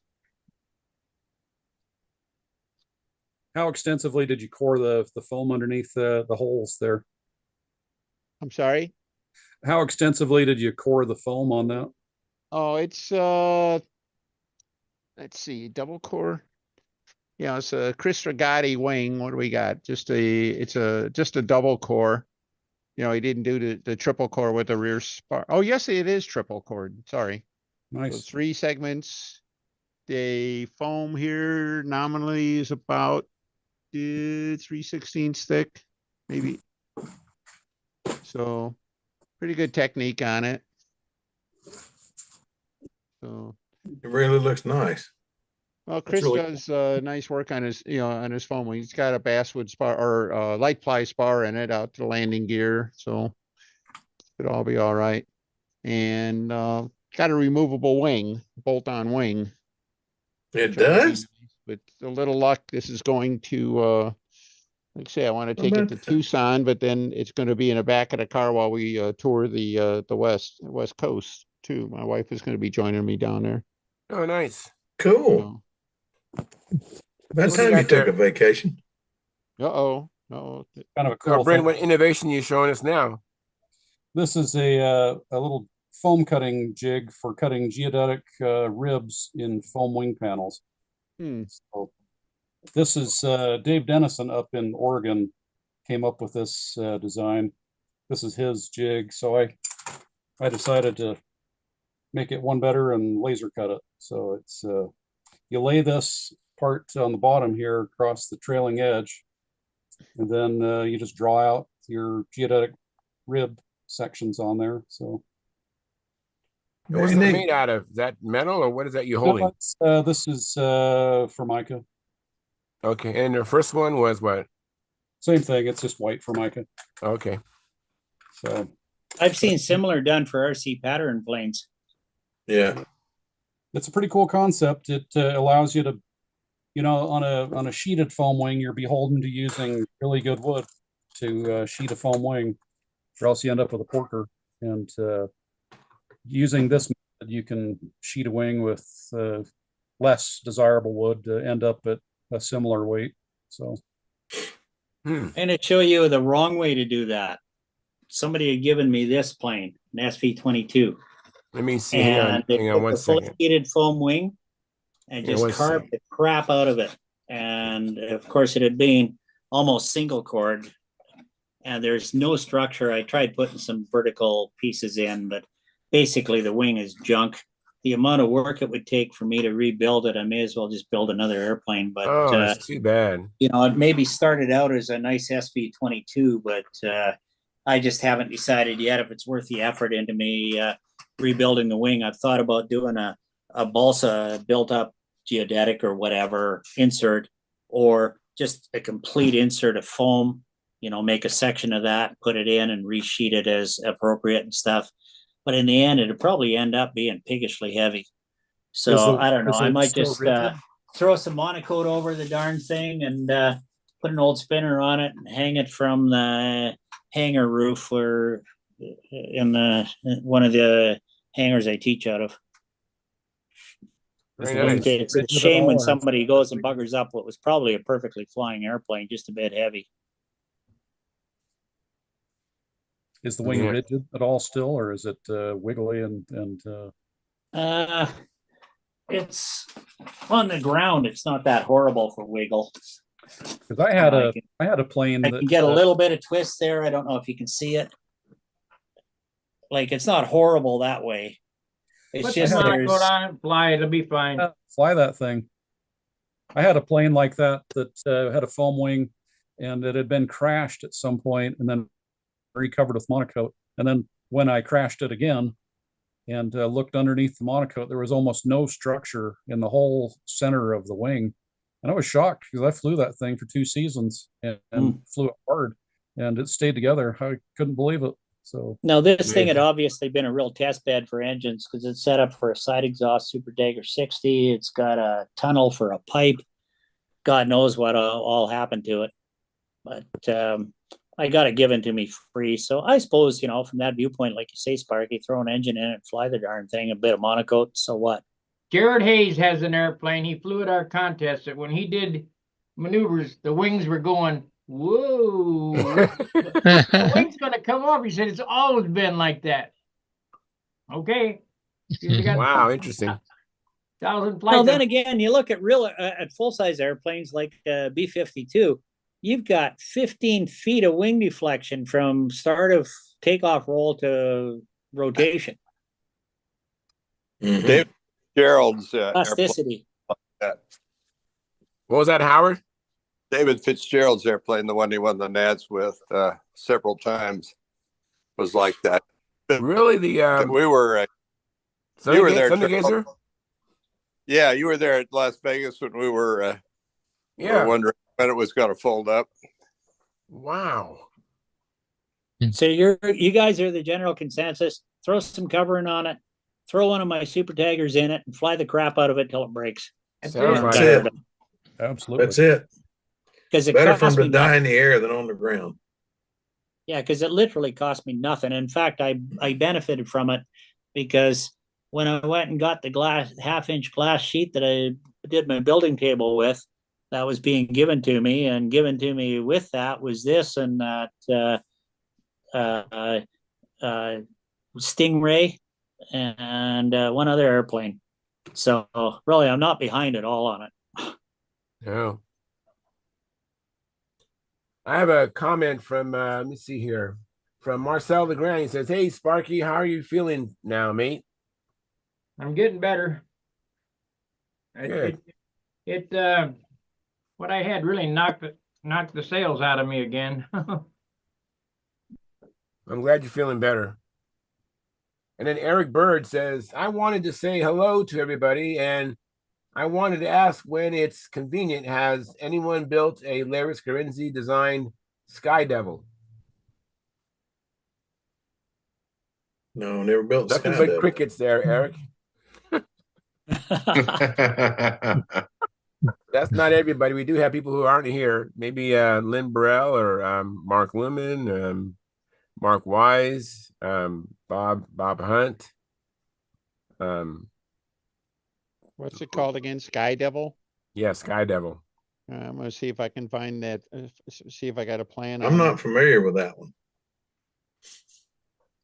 I think it's one Too of the bad we didn't have stunt Keith Trossel on airplanes. tonight. He'd Yeah, find Keith it. Trossel. Who knows? Keith Trossel might have built one. Joe Eber called me today and asked me about a Trixie made by Gallo. I said, I don't know Yeah. anything about it. I said, are you a member of the forum? He said, no. I said, well, why don't you join? And I'll bet you within 15 minutes you'll have an answer. Well, there's a guy on there that wants to sell a kit from 1955. Okay, whatever. Is it a Trixie or a Trickster? I don't know. Trixie. Yeah, he's looking for a Trixie. That was the swept wing profile.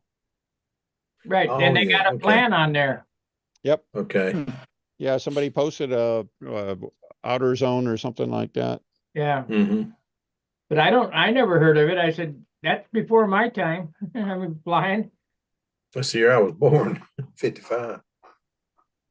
Let me say hi to time. Carl Reed. Hey, Carl. Thanks for coming in, Carl. I don't see you, but good. Hi, Carl. So, Brent, I haven't had the pleasure of meeting you yet, but really nice to see you joining the Hangout. Yeah, I usually just watch. I'm usually trying to do 2 or 3 things at once with family here and stuff. So, Whereabouts do you live? Ogden, Utah. Okay. Yeah. Where is your buddy tonight? Your neighbor? What, Gordy or John? Santa Claus. Santa Claus. Oh, John Miller. Oh, yeah. Oh, John Miller. Yeah. I got an email from him earlier today. I thought he was going to be on tonight. He said he'd been battling a toothache all week. He was going to be on tonight, but I haven't seen him. Did he say what her name was? Huh? Did he say what her name was? Toothache? No. He just said he'd been battling a toothache. I'll have to call him tomorrow and see what he. Sky Devil. No, that ain't it. It says Sky Devil. Oh. He was looking for a Sky Devil, Scarinzi Sky Devil. He was looking for this. Now, this isn't a Trixie. Yeah. All right. That's a very young Larry Scarinzi. 1956. I remember seeing pictures of that now. I don't remember ever actually seeing one, but I remember seeing some pictures of it. So it exists. We know what it is. 3-ounce gas tank. Yeah. Well, Fox 35 airplane, probably, sport stunt, whatever. It's actually probably a pretty good stunt plane for 1956. No, flapless, but look at all those ribs on the tip. Wow. I just wonder if funny things. One of the things I've wondered about for old time stunt, I've sort of been a proponent of it and haven't pushed too hard. You look at this airplane. If you showed up in an old time stunt circle with an airplane that looked like this, I don't think anybody would push back and say, "Oh, that's too modern." It's 1956, which is technically outside the window, but you'd never fly this thing in classic stunt, but you could probably fly it in old time and, enjoy it and not have a competitive advantage or anything like that. Especially if you showed up with a square port old Fox 35 on it. Yeah. An old Arnold Fox or whatever. I don't know. That can be a lot of fun. Well, I'm out of here, guys. I'll see you later. Take care of yourself. Go sand something. Yeah, Oh, I'm sorry. sanding. That's funny. Go sand something. That is funny. Yeah. That's good for Sparky. I mean, that is so funny. Yeah, the that's what you Typhoon see, I showed Sparky. you need some sanding on it. It's been sitting there waiting for sanding for several years now because I too lazy to sand it out and I needed to do other things. But anyway. That foam wing, Denny, that's really cool. That plane of yours. That is. That is cool looking. It's kind of for hollowing out the best of both worlds. I have another comment from Eric Bird. He says, I'm thinking about building one with, unfortunately, I got this thing covering up part of the chat. I guess with an engine that Bob gave me. Thanks, Bob. By the way, Eric, if you're on tonight, give me a phone call sometime tomorrow morning or in the evening, or on anytime on Sunday. I've been wanting to talk to you. And he also says, thanks. He said, and a big thanks for the input, everyone. Thank you very much. Okay. What do you want to show us there? One more time. I got one more thing to show. I should have shown off. It's all right. Okay, the wingtip, the stab tips, and the outline of the fin. These are laminated out of 16th balsa. Mm-hmm. All right, so the grain is going the right direction. And along with being light, they're really, really tough, because the grain's all aligned properly. And this is the first time I ever did anything like this. I mean, laminations. All right. How many laminations on the wingtip? Is that 3 or? I think there was 8 laminations of 16th on the wingtip. I think I had 6 laminations here. Wow.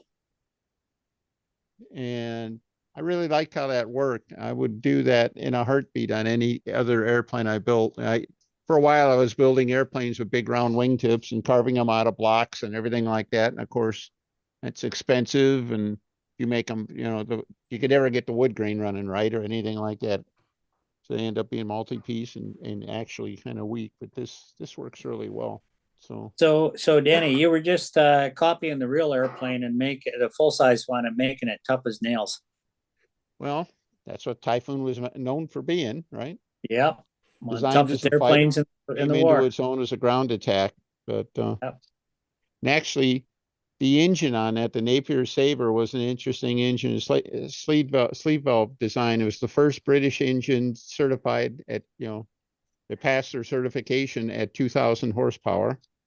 The Typhoon was the first British fighter that would break 400 miles an hour. But the engine certified at 2,000, they kept developing. It was a very troublesome development, but they really got the bugs out of it.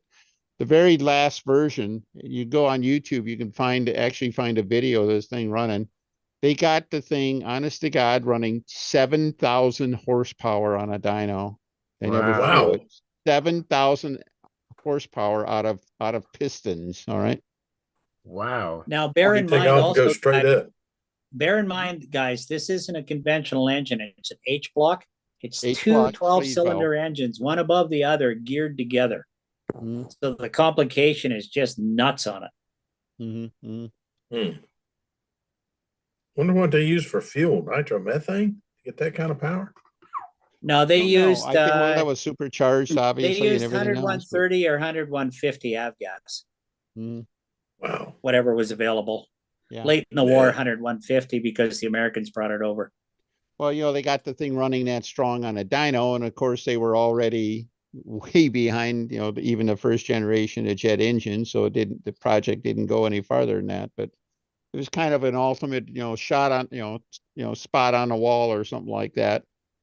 What one more of those what could have been. There's a whole bunch of piston engines there. The last of the piston engines were, fantastic, powerful and light and everything like that, and wholly unsuitable for, they're at their limit. They weren't going to go any farther. So except in the Navy, because the jet engines didn't spool up quick enough. So the piston engines got an extra 10 years in the Navy.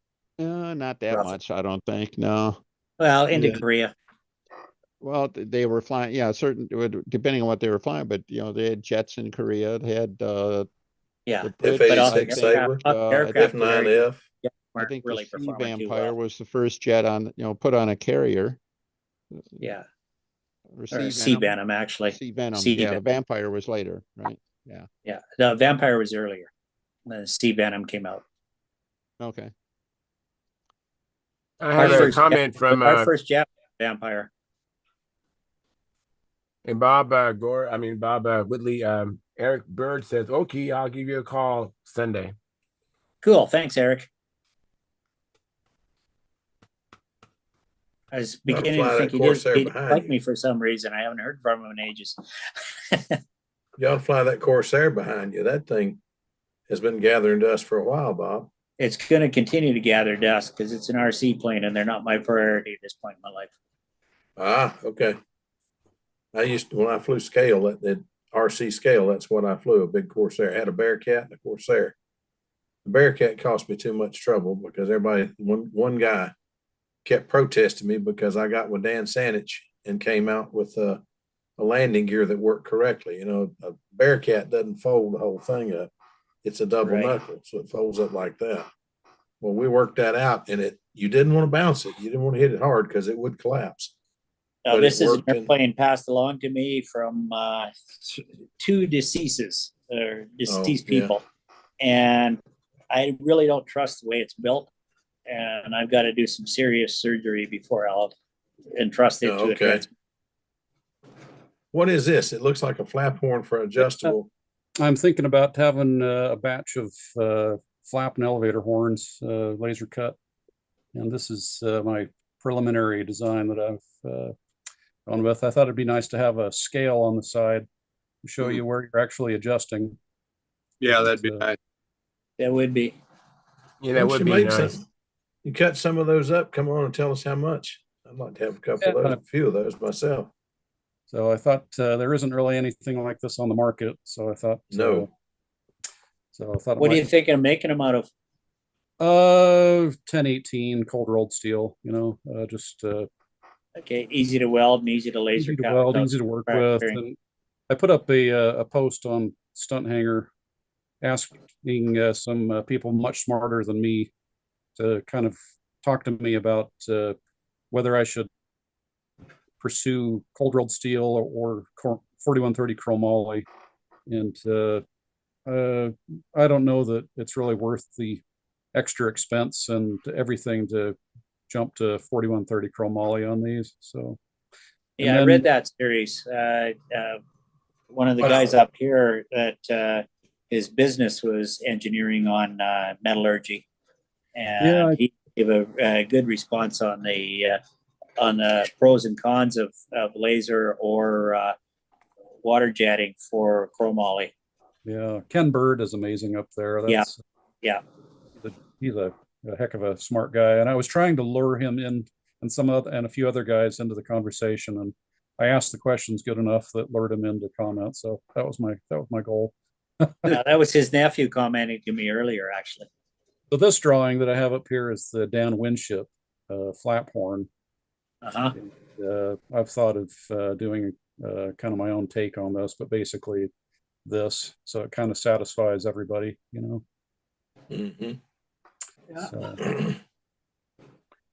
has the corrected geometry, that would be probably okay for most planes. Wives too. So yeah, I've thought of doing something like this, then offering that. So The only disadvantage on that I can see from this drawing roughly is that you still have to notch your trailing edge a bit for it, which gets away from the other arc back. yeah, I would make But it, I don't see that's a horrible problem anyway. I'd put a little curve in it to take care of that as much Yeah. as you could. So, but I'd probably do something like this that's got many adjustment points on it, so it could work for a lot of people. So Very Very good, nice. Brent, as usual. something to think about. So you know, I have to get the parts laser cut for the fancher handle, so I'm used to choking on a big bill for laser cut parts. So I've thought Oh about Lord. just I used to have free water jetting available to me up here. Man, I miss that now. I Don't bet have you it. do. I was gonna say I'll take you up on that offer for free water My buddy jet. went and shifted jobs, and I don't have access to the machine shop he worked in anymore. Brent, have you Yeah. looked at Thin Cut Send? Yeah, they do pretty good. I've got some places here in Utah that are actually pretty reasonable. All of them are fairly reasonable. It's where they kill you is on the setup fees. That's where they kind of, because they all have to be within a particular range to be competitive. But some of the places just come at you hard on setup fees, even though you're giving them a really good DXF cut file, everything else. Well, we got to set it up. It's like, how? I gave you everything, you know. Yeah. I thought that Send Cut Send was not so bad about that. Well, yeah, I mean, I was able to, I used a place in California, which was, I thought was interesting, was one of the cheaper places in the country to cut the fancher handle brackets. But this last batch of them, it was cheaper for me to have a place here in Utah do it, which I thought was pretty neat, actually. But yeah, it's amazing the cost of laser cutting. You really have to shop around. So Kind of like everything else in life, isn't it, Brent? yeah, to do this last batch of fancher handle things, I had 200 of those little bracket handle pieces done, and it was $300 or $400 for all those. It's a huge number to do it. So wow. How much are those going for now, Brent? I've kept the price at $30 still on them, just because I don't know that the market will bear any more than that. My costs have doubled since I got into it 6 or 7 years ago, but I still don't think that the market will bear any more than that. So I've just kept the price at that. And is that for the cores or the full kit, Brent? That's the full kit. So you get that, and you get. Oh, that's totally reasonable. I mean, I bought a hard point from Brodak, and by the time I got it in hand, it was $45 Canadian for this handle. So yeah, I mean, that was a couple years ago, so that's not out of line at all. Shipping has obviously gone up, so it's going to kill me on shipping if I got them from you. But here in the United States, I charge $11 to ship, and I can ship up to about 4 handles for that price. But to Canada, I'm not sure what it is, but add at least 30% onto that. Wow. Do you sell just the blanks, or do you sell the? I try and sell them as a only sell it with the handle components.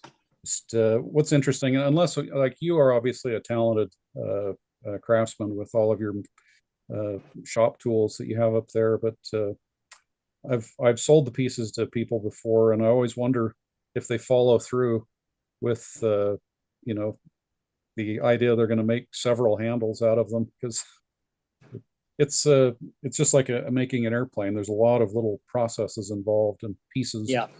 And it's easy to lose motivation halfway through a project. So yeah, I wonder. I know some people have, because they've shown you've seen my handle, right? My green and white handle. I was going to say I've sold some to Charles, and I know his actually came through, but I generally try and sell them as a kit, just because they're the most. I tend to go whole hog and do things in bulk. Yeah. when I do stuff. Yeah, I've sold some of these to people, and they duplicate them for their own. You know, they'll buy one of my kits and then trace it and make their own, and that's fine. You know, it's Yeah, because the wood and the grip components, they're all individualized, and I personally would just like to experiment and work up what's the perfect grip for me. But it's the core that matters, and you can always bolt on new handle blanks to suit as one develops his feel for it. yeah, it's yeah, too bad you come down to a contest. I usually bring a handful of them with me to either the Northwest Regionals or the Vegas contest. Yeah. So, Yeah, it's a good deal at the contest. You save on shipping. yeah, Exactly. it helps with the shipping of me to the contest too. So Yeah. Well, the Northwest Regionals, we usually have a couple of people from this area going down there at least. yeah, that's a fun contest. I have to check it out. Maybe I can make the next one, but I'm not making promises. I'm about to slip into semi-retirement. My wife's going into full retirement this spring. So we're just not going to make any mental promises to ourselves on stuff like that until we see how life goes on that. Yeah, exactly. I understand that. You won't Hey have guys, it's straight up. Actually, it's 9:01 out here, so I want to end the live stream, and I want to thank everybody for coming in. We had a really good show. Appreciate the screen sharing and the demonstrations and everything. I appreciate it. So hopefully you have a chance to do some building or flying if your weather permits, and come back Monday and tell us all about it. So until then, fair winds, tight lines,